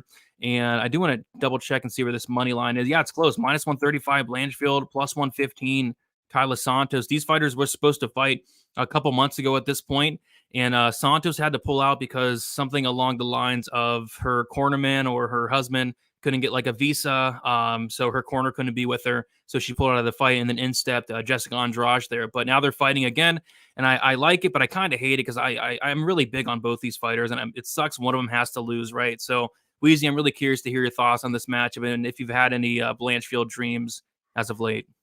Yeah, not since, but it is Erin Blanchfield fight week, so we'll have to see how the week progresses here. But Erin Blanchfield, almost 6 years younger than Taila Santos. I like that quite a bit, but it's Taila who's going to be taller, got that 2-inch reach advantage, got that experience advantage, both at the UFC and overall. Both these ladies are pretty good finishers, but at the UFC level, it's Erin who's out there finishing fights. And I mean, she tortured Miranda Maverick for 3 full rounds. That fight, I'm surprised didn't get stopped the way that she was putting it on her. And then that last performance against Jessica Andrade, the way that Blanchfield went out there and just walked Andrade down like she didn't deserve to be in there with her and made it look like she didn't deserve to be in there with her. Very, very impressive.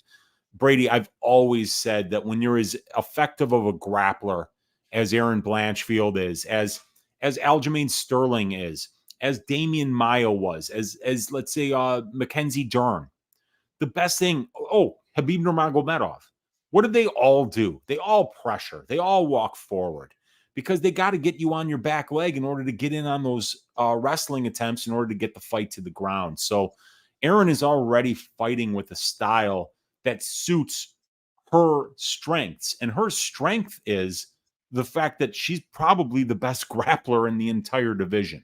So she's fighting with the right style. She's already fought a tremendously high level of opponent. Got a fight against Tracy Cortez on the regional scene. She was already well tested when she got here.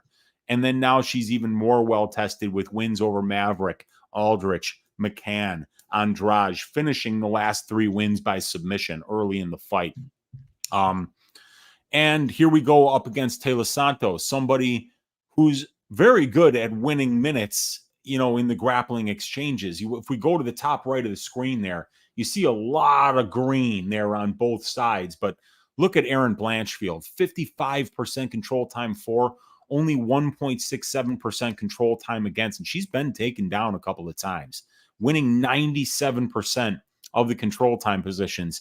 And if you throw out Taila Santos' debut against Mara Romero Barella, I don't think she spent barely any time being controlled by her opponents. So both of these ladies are very good at doing what they do, but it's going to come down to the control that both of them have and which one is able to get the other one's ass on that mat. Because once they're there, they're going to stay there. Blanchfield will be able to hunt for submissions off of her back, as will Taila Santos. But I think that Taila Santos' top pressure is about as good as it gets. And look at it, 15 of 17 on takedowns. That's a rate that you never see. The division maybe gets takedowns at a 40% clip, 33 maybe. She's out there getting them at an 88% clip. But when you put the records side by side, it's actually Blanchfield who's fought the better level of competition and who has the better wins at the UFC level, according to my metric. And I think that the pressure on the feet will maybe nullify what I think is maybe a slight striking advantage for Taila Santos. But that depends on whether Blanchfield pressures like she did in the Andrade fight. And I think you're always going to do better pressuring against longer fighters than you will against shorter ones.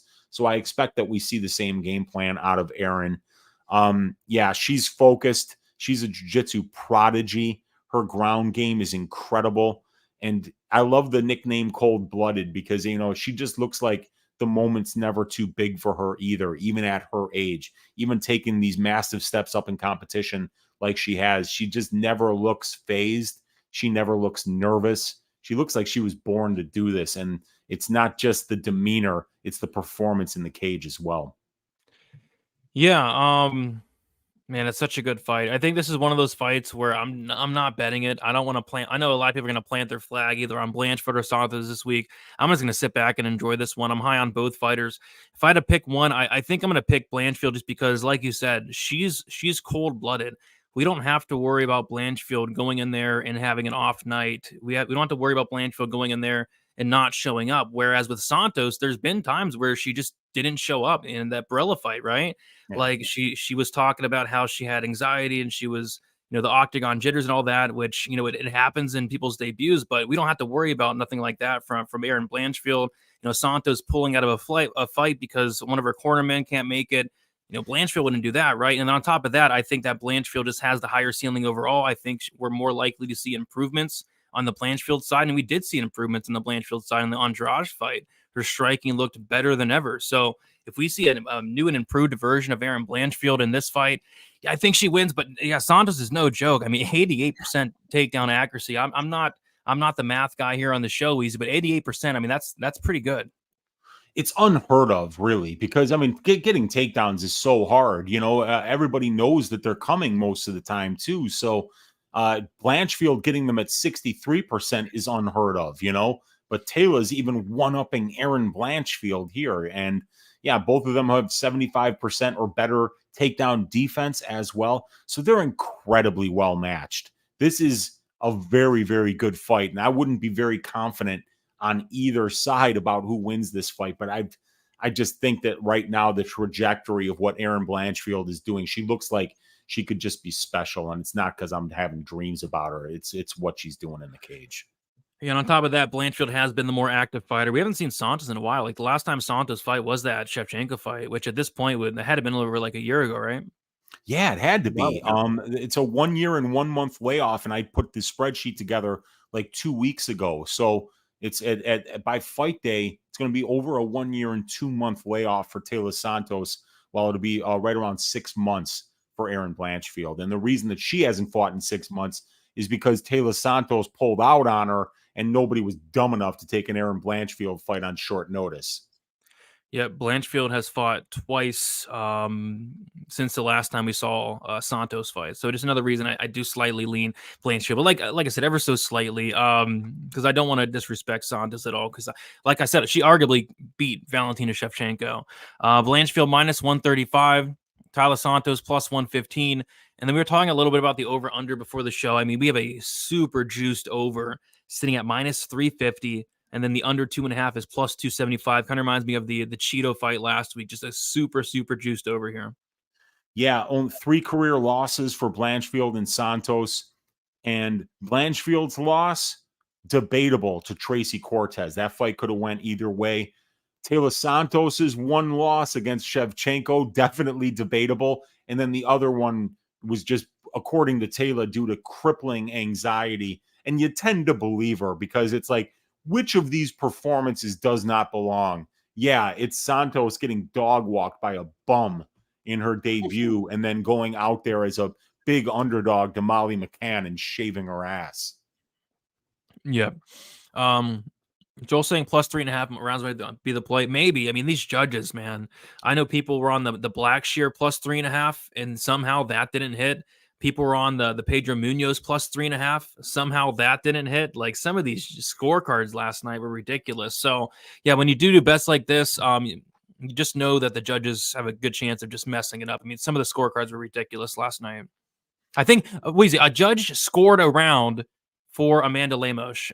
I mean, I was a little bit intoxicated, but I don't remember if she even landed a strike during that fight. I kind of felt like there was one round where Jung didn't completely destroy Lemos, and because it was actually 50-50, the judge was probably like, you know what? God bless her. She's lasted this long with Jung. Give her the round. You know, it doesn't matter. She's losing this fight. So, yeah, I mean, the judges, it's very hard to deal with them, but you know, it's part of the sport that we bet on. So the round they gave her was 4, where Zhang Weili outlanded Lemos 28-13, and they got a takedown as well. 28-13. Yeah. I mean, maybe the haircut of Lemos maybe swayed the judges, or I don't know. It's a great haircut, you know, but it wasn't a great performance against Weili Zhang. But I mean, I don't even want to say that. It was an incredible performance by Weili Zhang. You know, I mean, I don't know a lot of ladies that would have stood up to that or even made it 5 rounds with an animal like Zhang. 100%. All right, let's move on to the next fight. We have a fight that probably shouldn't be sanctioned. We have Rinya Nakamura going against Fernie Garcia. We got Nakamura, 28 years old, 5'7" with a 68-inch reach. We got Fernie Garcia, 31 years old, 5'7" with a 67-inch reach. We got Nakamura, 3 years younger, same height, 1-inch reach advantage for the Nakamura side. Nakamura made his UFC debut against Toshiomi Kazama, who we talked about earlier, and won that fight by first-round knockout. And then he beat that nose guy and then Gusman by submission on road to UFC. And then as far as Fernie Garcia, he is 3-2 in his last 5 fights. He made his debut against Journey Newson, lost by decision, lost a decision against Brady Heaston, and then knocked out Joshua Weems on the Contender Series. So, yeah, it's actually funny, Weezy. So I was taping this fight, and then I get done with tape, right? And I'm like, I'm going to max bet Rinya Nakamura. I'm going to do it. I think he wins this fight. I'm very confident. I'm going to max bet this guy right now. And then I look at the line, and it's like minus 700. I'm like, oh, yeah. You won't even win a unit off of a max bet. Yeah, I mean, so yeah, 5 units to win like 0.8. And he's like minus 900 on Bovada. I mean, this fight shouldn't be happening. I mean, are they bringing in Fernie Garcia all the way to Singapore to get him a win? No. They're setting up Nakamura here for a highlight finish, a brutal finish. I feel bad for Fernie Garcia. They're putting it on a main card for a reason. This guy Nakamura is going to be a freaking star. He's very good. Wrestling background, incredible wrestling, super strong, good grappling, obviously a ton of power on the feet. He showed that off in the Kazama fight. And it's actually funny. I feel like the matchmakers were talking behind the scenes and like who is the easiest matchup for Nakamura, because they're giving him Fernie Garcia, or who's the worst matchup for Fernie Garcia, because look at his fights there. He lost to Journey Newson in a fight where Newson took him down twice, controlled him a little bit. He lost against Brady Heastan, where Heastan took him down several times, controlled him for like 10 minutes, and now they're giving him Nakamura, who is like a much more dangerous Brady Heastan. I mean, Nakamura can do it all. He can wrestle, he can grapple, he can strike. His cardio looks solid. He's dangerous wherever the fight goes. I think Nakamura finishes Garcia here in the very first round. So yeah, terrible matchup for Fernie Garcia. And it's not too late for him to pull out. But yeah, I don't know why he's taking this fight. I have no idea. You know, the last time Fernie Garcia fought, I saw not an opening line, but it was Brady Heastan, was maybe around minus 150-ish, you know, and I watched the tape. I'm like, wow, Fernie Garcia's got bad cardio and Brady Heastan's got really good cardio. Brady Heastan never stops wrestling and Fernie Garcia can't stop a takedown. So what did I do? I max bet Brady Heastan at like minus 150. And like you say, Nakamura body bags Brady Heastan, other than getting caught with a counter like in the first 30 seconds of the fight that dropped him, won the next 14 and a half minutes of that fight. And he was actually winning some minutes on the feet against Fernie Garcia with his kicks. So this guy Nakamura, as a wrestler, he's a world champion. I mean, this guy is not just somebody who's been on the mats, not just somebody who like won state in high school. This guy is one of the best wrestlers at his weight class in the entire world. He's been tested against the best. And he's got a lot of power on the feet, as we saw against Kazama. He's very accurate. He's very powerful. 5 knockouts and only 1 submission. But the grappling is the best part of his game because of that incredible wrestling. So somebody like Kazama, for instance, you know, who really counts on getting takedowns to win fights, to fight a guy that's, you know, literally stopping takedowns from the best wrestlers in the world is not a matchup that you want. So that's why I think Kazama is kind of a live underdog, because he had the worst possible matchup in his first UFC fight, but now he's getting a lot more winnable matchup against Armfield. And this one for Nakamura, I mean, I think the Garcia matchup is even easier for him than the Kazama matchup. So this line is right where it should be. This guy Nakamura is a very, very good prospect, still only 28 years old, a southpaw, and he's going to be one of the best wrestlers in the entire division. So yeah, this is Nakamura. This is Nakamura all day. Fernie Garcia is going to run into a dick saw on Saturday in Singapore. Yeah, I mean, I don't think this fight should be sanctioned. So yeah, I can't believe this fight's even happening.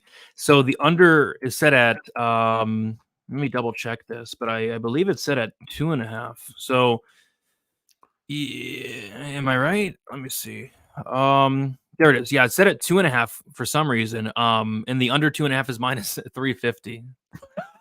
I mean, it should obviously be set at 1.5, and the under should obviously be juiced down to the under. By the way, on my prop template, because I filled it out earlier, it was minus 300 earlier, and people were like, ooh, that's cheap. I'll bet it there at 75% implied probability, and now it's minus 350, which is a 77% implied probability. Oh my God. This fight is disgusting. Poor Fernie Garcia. Get a new manager, nephew. Yeah, I mean, that's rough. I mean, you would think on a 2-fight skid for Fernie, you know, maybe take I mean, don't take this matchup, man. I don't understand. Maybe the UFC cutting him a deal. I mean, take this fight, maybe they'll give him another fight. I mean, that's the only thing I can think of.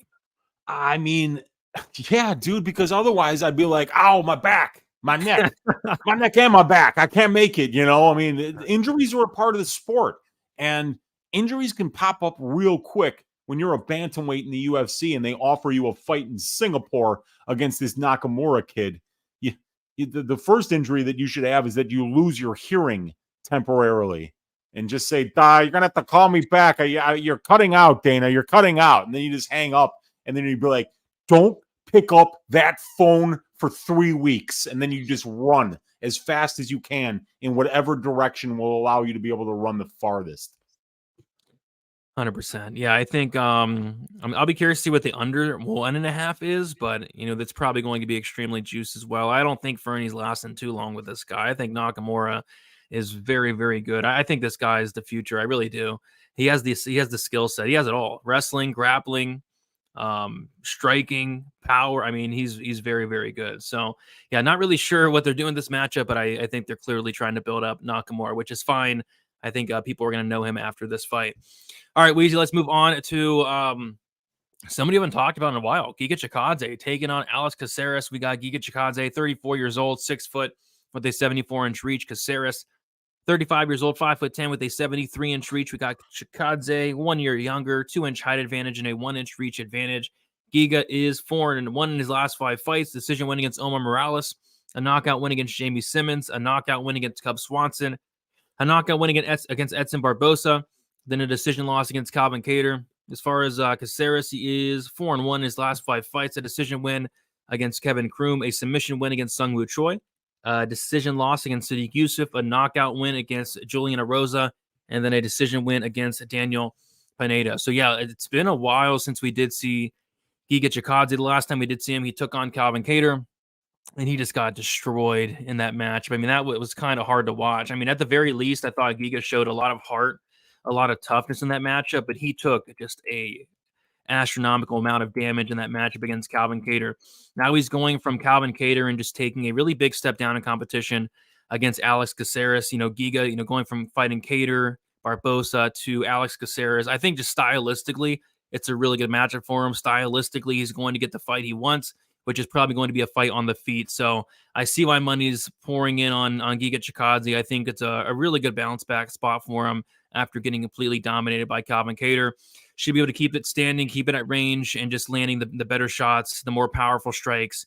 I don't know if he finished Caceres, because Caceres is very tough for what it's worth, but I think at the very least, Giga does win a decision potentially. Weezy, what are your thoughts on this matchup?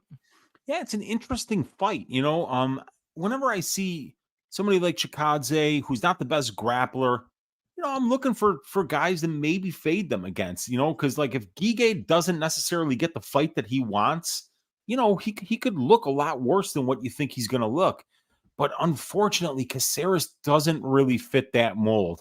22 fights, 18 takedown attempts, Brady. So less than 1 takedown attempt per fight in the UFC. So if you're kind of looking for somebody, an archetype of fighter that's going to give Giga the kind of fight, that he doesn't like, don't look for it to be Caceres. But, and it's a big but, it's a Parker Porter sized but. Yeah. What Chikadze really does do well, Brady, is get the dude's backs. And one of the ways that he does it is when strikers get a little bit too enthusiastic, throwing kicks, throwing spinning shit. Caceres has a way to get the dude's backs in scrambles and finish from there. Just ask our guy Sung Woo Choi, who will be fighting in the first fight of the night. Was looking really good up in that fight up until, boy, he made one mistake. He got overzealous in one spot, and then all of a sudden Caceres is on his back and it's a wrap. So, and with a guy like Caceres, this is a guy who's got 22 UFC fights, Brady, 13 wins, well over 250 minutes in the UFC octagon. He's got a ton of experience. He's won 5 rounds with Yair Rodriguez on the feet. So he's been in there with some really dynamic strikers. So I think that Alex is going to be live here. Another thing, you're not on a 1 year and 6 month layoff unless you're seriously injured. So if anybody in the chat knows what happened to Giga Chikadze, as hot as he's been, I know he took a really bad loss against Calvin Kattar, but you shouldn't be taking a 1.5 years off because of that. That's too long. So there was something in that fight that he must have had some major surgery. And we got to keep in mind that on fight day, let's see. Oh, Chikadze's almost fighting on his birthday, Brady. He weighs in on his birthday. And we know that fighting on your birthday is plus EV in the UFC. Yeah. So Chikadze actually turns 35 the day before this fight. So that could be something that plays in his favor. But yeah, Caceres is 7-7 to the submission in his career, and Chikadze is 1-1. So the only way that Chikadze's ever been finished is by submission in his career. And that's how Caceres gets the majority of his wins. And even though he's susceptible to the submission, one thing that Alex Caceres is crazy good at, it's durability. This guy has been dropped 4 times in 22 fights, and he's never been knocked out except for once in the UFC in 22 fights. So Alex Caceres is very durable. So what is the over in this fight? Minus 180. They're on it. Damn it, they're on it. Because I think the over is probably a pretty good look here because Caceres is crazy durable. And even though we have to worry about Giga getting submitted, it's not like you got to worry about Alex Caceres wrestling and winning a bunch of minutes on the ground and potentially getting submission attempts. So I think whoever wins this fight is probably going to win it by decision. But I'd like a little bit more information on why Giga's been out for over 18 months. That's a long time at the age of 35. Yeah, I can maybe help you out with that. So he was supposed to fight Sadiq Yusuf, and that was last September, which at this point is a long time ago. My goodness. And then I wonder who pulled out of that fight because I know Sadiq's been banged up. It was let me see. It was Giga pulled out. He withdrew. Okay. So he's probably dealing with some kind of injury. He might have had surgery or something like that. Yeah. And then he also posted this on Instagram. He says, "Hi, my name is Giga Chikadze, and nobody wants to fight me." Oh. So maybe nobody wants to fight him. 21 weeks ago? Mm-hmm. That's a lot of weeks ago. My goodness. Yeah. I mean, that's over 5 months ago. So he finally got a fight, and he got it in a Georgian fighting in Singapore against Caceres. Caceres has fought a lot in Asia, actually. He's been on a lot of those Asian cards. And, being a fan of Bruce Lee, who is from the Far East, he's got to feel right at home. I always loved seeing Bruce Leroy back in the day with his formal gi on during The Ultimate Fighter. He looked like a badass. Yeah, 100%. And by the way, look at these these comments are so mean. Cater's son looks motivated. Cater's son, you got smoked last fight. Maybe that's why. I mean, these comments. Korea, who's also from Georgia, he's like, no, I'm not fighting my friend. Yeah, like I guess better to say it there than say it to this man's face.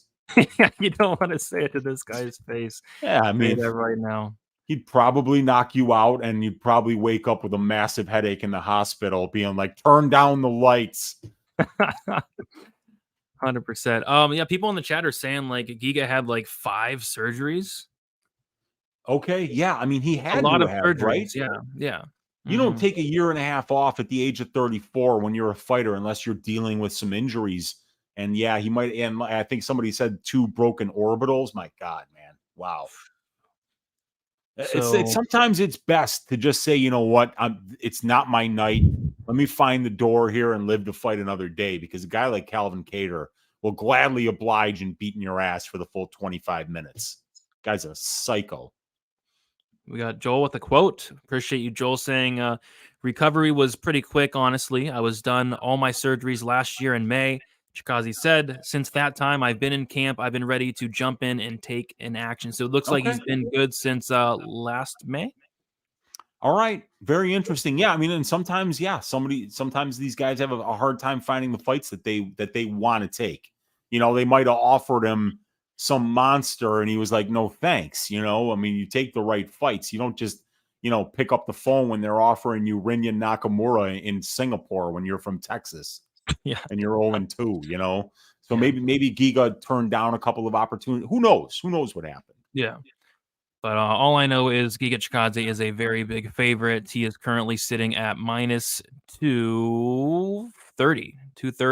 and Alex Caceres sitting at plus 195. And we talked about the over, juice to minus 180 there. So, yeah, I think I'm going to sit back and watch this one. I like Chikadze, but I'm not in love with the minus 230 there, I'd say. Yeah, agreed. I think that line's a little bit wide, but I get it, man. Giga's a very skilled striker. Yep, very, very skilled indeed. All right, Weezy, let's move on to a fight that makes no sense. And it is Anthony Smith going against Ryan Spann. We got two. It's the rematch that I don't think anybody asked for, but we're going to be watching it this Saturday, and I'm excited for it, to be honest. Anthony Smith, he's 35 years old, 6'4" with a 76-inch reach. Ryan Spann, 31 years old, 6'5" with a 79-inch reach. We got Ryan Spann 4 years younger. Ryan Spann with a 1-inch height advantage and a 3-inch reach advantage. Anthony Smith is 3-2 in his last 5 fights. A submission win against Devin Clark, knockout win against Jimmy Crute, submission win against Ryan Spann, knockout loss against Magomed Ankalaev, a decision loss against Johnny Walker. As far as Ryan Spann, this guy's 3-2 in his last 5 fights. Knockout win against Misha Serkinov, submission loss against Anthony Smith, submission win against Ayn Kudulaba, knockout win against Dominic Reyes, and a submission loss against Nikita Krylov. So it was actually funny. I remember Ryan Spann's fight with Dominic Reyes. He goes out there, and I believe he's an underdog. He knocks out Dominic Reyes in the first round, and then he gets on the mic after that fight, and I think he just like worded it wrong, because what he said was this was the first time. He literally said, "This is the first time I trained," and I think he meant like it was the first time he like took his training serious. And, you know, that kind of got me thinking, like, if this guy wasn't taking his training serious and now he's starting to finally, you know, put it all together, starting to finally, you know, go out there and put in the work. I mean, this guy's 6'5" with a 79-inch reach, incredible submission game, a ton of power. I mean, Ryan Spann could be very, very good. And that win against Dominic Reyes, I know it's Dominic Reyes, but it's a good win nonetheless. Then he goes out there and gets submitted by Nikita Krylov. So, obviously, you can look back to their last fight, and in that fight, Anthony Smith caught Ryan Spann early. Ryan Spann got hurt, and I don't think he ever recovered, and then Anthony Smith hurt him again, and then Anthony Smith eventually submitted him there. So now we got the rematch, and now Ryan Spann, believe it or not, is favored, and I think that has a lot to do with just how Anthony Smith has looked in his last 2 fights. I'm not sure what's going on with Anthony Smith. This is a guy where, you know, you would never, ever question, you know, the toughness or the heart of Anthony Smith. But that performance, I was there live watching in Charlotte, that performance of Anthony Smith versus Johnny Walker. He just looked uninterested. He looked like he didn't want to be there. He was looking for a way out. He was looking for the door. I remember in the 3rd round, in a fight where he's clearly losing, instead of, you know, pushing for the finish, he was quitting in that fight. He was he didn't want to be there. He was flopping to his back, and if Johnny Walker had any sort of sense of urgency whatsoever, I mean, Walker could have finished him very, very easily. You know, Keith Peterson was ready to stop the fight, but Walker, you know, wouldn't throw anything. So I'm not sure what's going on with Anthony Smith. Obviously, he has a job behind the desk for the UFC. This fight's weird. Like, this matchup is really weird. I mean, why are they making this matchup? Other than the one thing I thought about maybe is, maybe this is Anthony Smith's last fight. You know, he's on a 2-fight skid. He has like over 50 fights at this point. He has a job at the UFC. Maybe they're trying to send Anthony Smith off with the win. So they're thinking, hey, let's give him Ryan Spann, who already beat. Like, that's the only reason I would think they'd even make this matchup, because other than that, this matchup makes 0 sense. So I was shocked when I saw it was announced. It's a great fight, but I'm not sure what's going on here. Yeah, I mean, I think what happened is that, you know, it was the bizarre reaction by Anthony Smith during that Spann fight. Like, he was saying, was it Spann that he was accusing of attacking his entire family during the fight? No, it was Johnny Walker. Oh, it was Johnny Walker. Okay. But do you remember what happened? Smith knocked him out, finished him, and then like got in his face, flipped him off, told him, fuck you. Like, Anthony Smith was walking around like it was the first fight that he had ever won in the UFC. And I don't recall like there being any bad blood beforehand. I mean, I know Smith is the kind of guy that he needs to get worked up before a fight. He kind of needs to hate his opponent a little bit.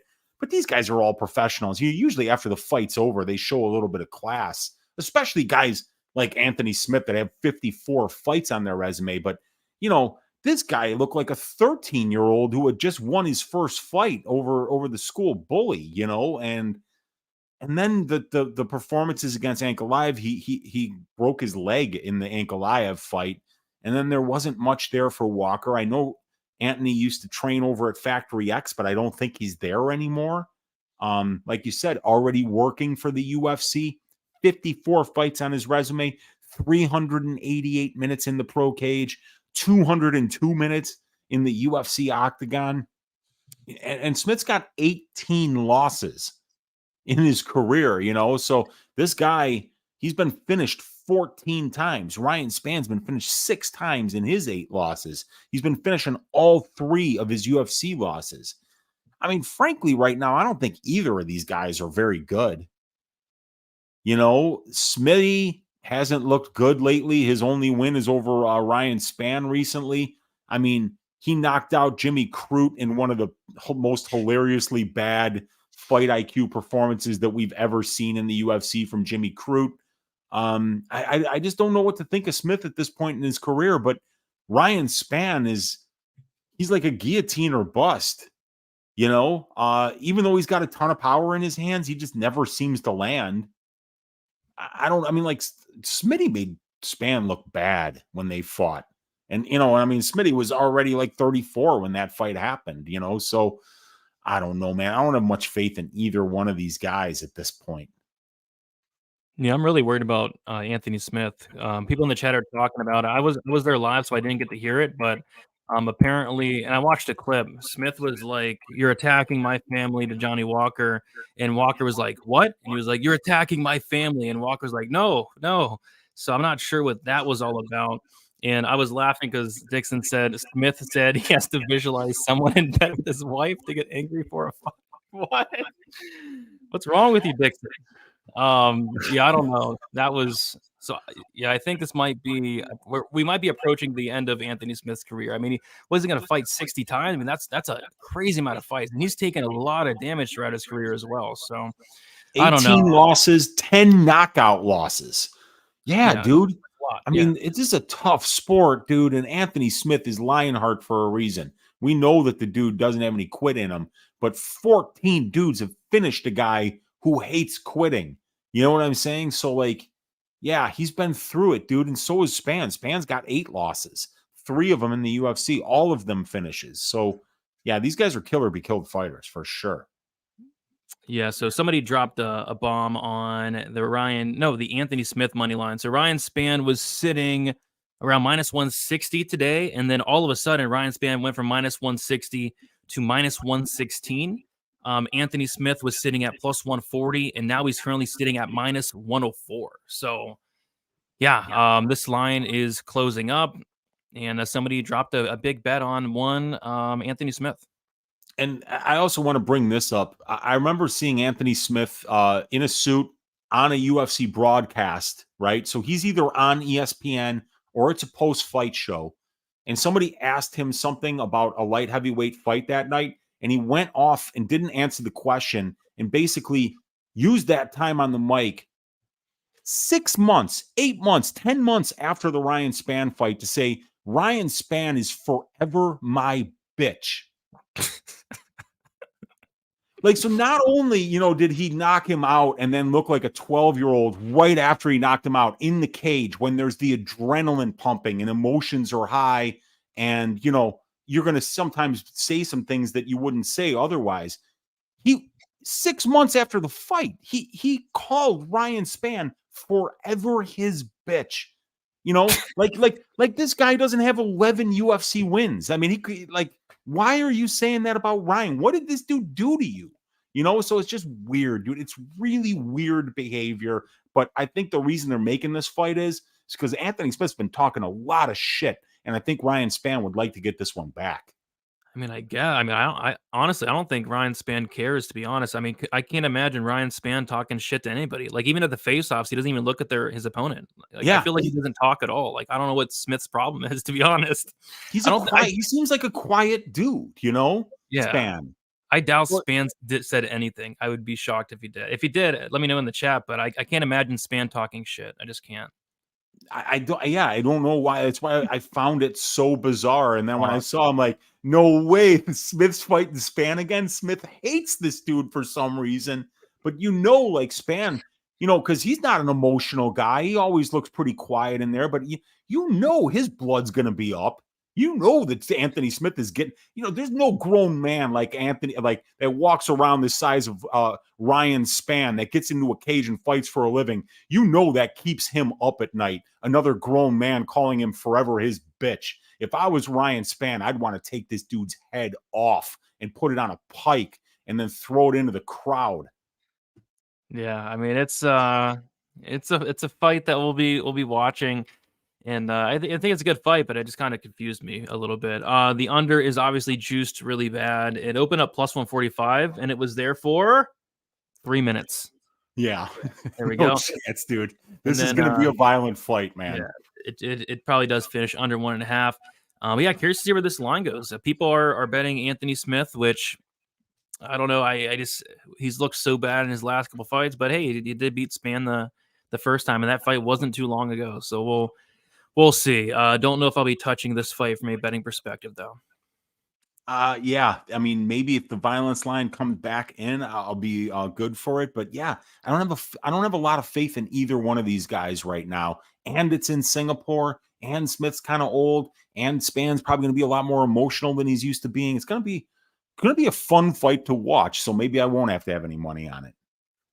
Yeah, I mean, I see why the under is getting smashed. I mean, these guys, if they hate each other, it could get very, very ugly in there early on. Yep. Heck yeah.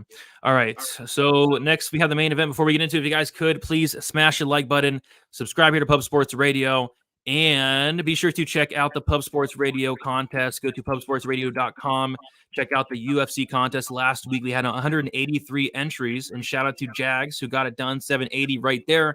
And yeah, $100 to first. Last week for $292 was actually $200 to first because it was a big card there.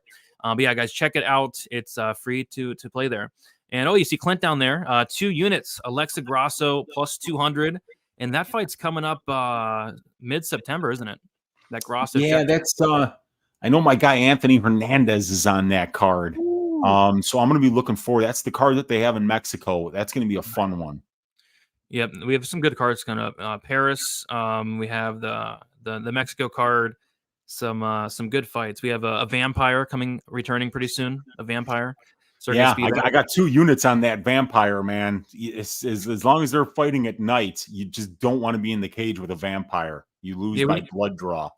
We need you up here on this screen. Uncle Weezy, 2 units, vampire right there. Plus 165. Yeah. I'm hoping the fight's at night though, because if it's during the day, I don't really like Spivak's chances. I'll be hedging out if it's during the day. That's for sure. Heck yeah. All right, Weezy, let's move on to this main event. We have Max Holloway going against the Korean Zombie.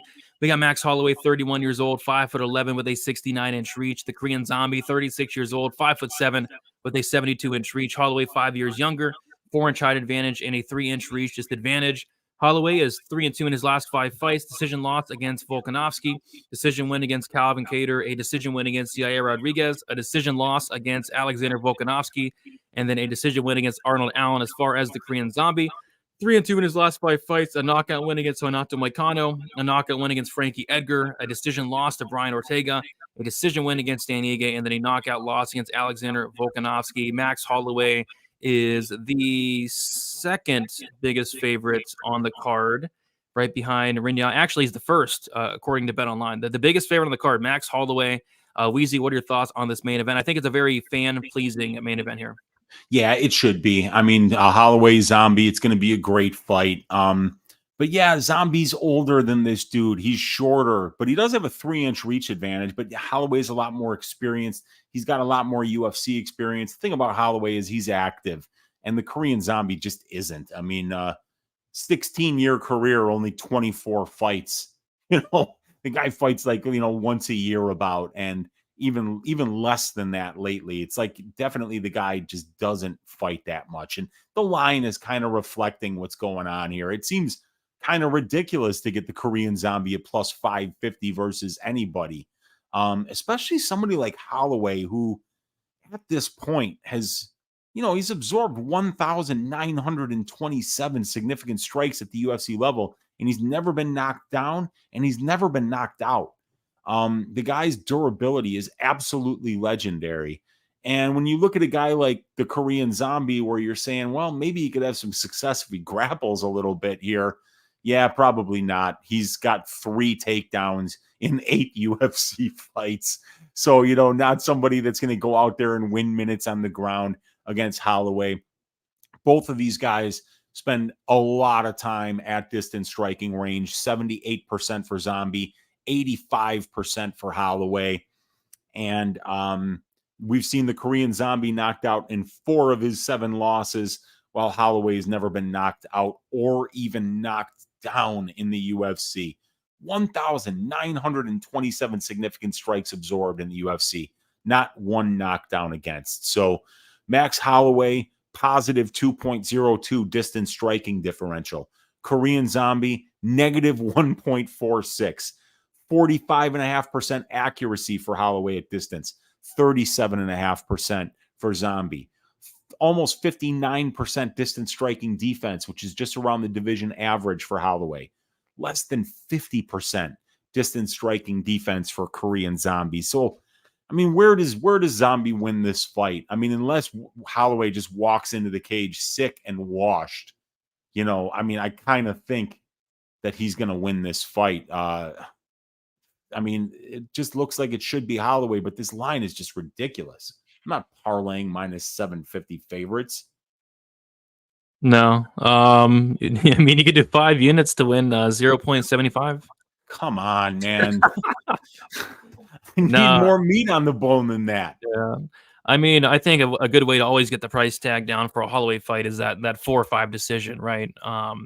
I think it probably gets it down quite a bit. So that's kind of how I'll be looking at it, the 4-5 decision for Holloway. Maybe some late finish props. Zombie's super tough, but I'm kind of worried about the durability a little bit at this point. Don't know how he reacted to some of these shots from Volkanovski. And he took some damage in that fight. I mean, that was kind of tough to watch. It reminded me of like the Gaethje Ferguson fight. I mean, just did not like the body language of Zombie in there. But, Holloway's not really a power puncher. So, yeah, I think 4-5 decision for Holloway. Probably not anywhere near close to plus money, but probably a much better way to play it than minus 725. So they actually set the over-under at 2.5, which to me, it just makes no sense. I was expecting, honestly, like a 3.5, 4.5 even, but the over 2.5 got smashed, obviously. It opened up plus 115, which is kind of ridiculous, but that was there for 3 minutes. And it went to plus 110, and now it is minus 225. So people are taking the over, and it makes a lot of sense. I'd be shocked if this fight finished within the first couple rounds. I think if there is a finish at all, I think it's probably late. Just the damage adding up across the couple rounds for Holloway. But yeah, I think the overs are decent. Weezy, any thoughts on the over-under? Yeah, I like the overs, but yeah, I mean, Holloway does have some finishes. He's finished 10 of his 17 UFC wins. So the guy can get out there and get a finish. And yeah, when the line gets this wide, you kind of get forced into these prop markets where you're still kind of laying juice in order to get just a chunk of their win conditions. So yeah, at this price, I kind of feel like unless you can find a path for Zombie here, you should probably just stay away because this guy Korean Zombie just doesn't fight much. And, so it's hard to feel confident about what the next iteration is going to look like. And it's even harder to feel confident that, yeah, he's going to come out looking fantastic, that we're going to see a new wrinkle in Zombie's game at the age of 36 and a half on a 1 year and 4 month layoff coming off an ass shaving at the hands of the champion. So yeah, we just saw Holloway cleanly win 4 rounds against Arnold Allen, and Allen had a great 5th round, but I mean, Holloway was never in any trouble in that fight, and he did that to a young, up-and-coming prospect who was undefeated in the UFC. So when I first saw this line, I was like, shit, man, might as well take a little shot at plus 550 on a fighter like Zombie. But then when I looked a little bit deeper into it, I don't think so, man. I'm just going to watch this one. Maybe my amphetamines will be wearing off at this point, and I'll be like struggling to keep my eyes open, a little bit drunk too. But this is probably going to be Max Holloway winning this fight. I mean, yeah, once this fight it's gonna be like 3 or 4 in the afternoon, or maybe even earlier than that, because these fights start super early. So yeah, it's gonna be tough. I might have to wake up at like 5 o'clock because I think Liang Na's kicking off the second fight of the card, so she's probably gonna start around like 5:30 in the morning. But I'm 100% and you want to getting get time to have like your coffee too. You want to kind of don't want to just wake up and watch it, because then you might be a little fuzzy. You might not remember it all. I mean, I think that fight's going to wake everybody up. It should. I think it's a great way to wake up the rest of the world while it's midday in Singapore. 100%. All right, Weezy, we did it. We went through, how many fights are there? 13? 13 fights, yeah. 13 fights. Solid carve, top to bottom. Looking forward to it. Liang Na fight week. Looking forward to that as well. Weezy, what are your plans for this week for some content? Yeah, Tuesday night, 10 o'clock Central Time, just a tip with Uncle Weezy. Wednesday night, I will do a Ask Weezy on my channel. And then we're going to be doing the DFS show on Pub Sports Radio on Wednesday evening with you, Gordo, and Monk. And I'm almost finished with my new prize picks template. So hopefully we'll have some probability sometime later on in the week. Take a look at the significant strike props, the takedown props, the fight time props, and the fantasy score props for these guys on multiple different sites. So definitely rounding out the content, looking to break into some of these new betting markets that aren't quite flooded yet with a lot of sharp action. So looking to get ahead of the curve on that kind of stuff, and really looking forward to this card. For a Far East card, I think they really nailed this one with some great matchmaking and some really exciting fights and prospects. So looking forward to talking about this fight card all week, and eventually stacking cash tickets like flapjacks and getting out of this little skid that started last week, Brady. Yep, looking forward to it for sure. I'm leaving for Nashville tomorrow. I think we might even be leaving like early, like 7 a.m. So tonight I might have to record my Dana White's prediction video tonight and my Singapore breakdown, and I'm like already dead tired. So I don't know. Maybe I need some of that tiger blood in me. Maybe that will help me get through it. Right, tiger blood or some of that vampire. What does Sergey Spivak take? Oh, I mean, it's human blood. He's undead. He'll never die, So it's like they need blood to be able to feed that kind of energy system that's not quite human at this point. So, yeah, boy, it's going to be a rough road for Cyril Gane if that fight's at night. He better bring his garlic necklace and his crucifix that night, because maybe that will help him stuff some of these takedowns. He's going to need all the help he can get. But anyway, that should be out sometime tomorrow. Contender Series breakdown, full card breakdown as well. And then I may or may not do the DFS show. It all depends. I'm going to try to make it, but if not, I think Gordo might host it. And then I'll do a live stream Friday and Saturday as always. Best bet. Leave a like on your way out, guys. Subscribe here to Pub Sports Radio. Check out that Pub Sports Radio contest at weekly, $100 to first. And best of luck for UFC Singapore. See you guys later.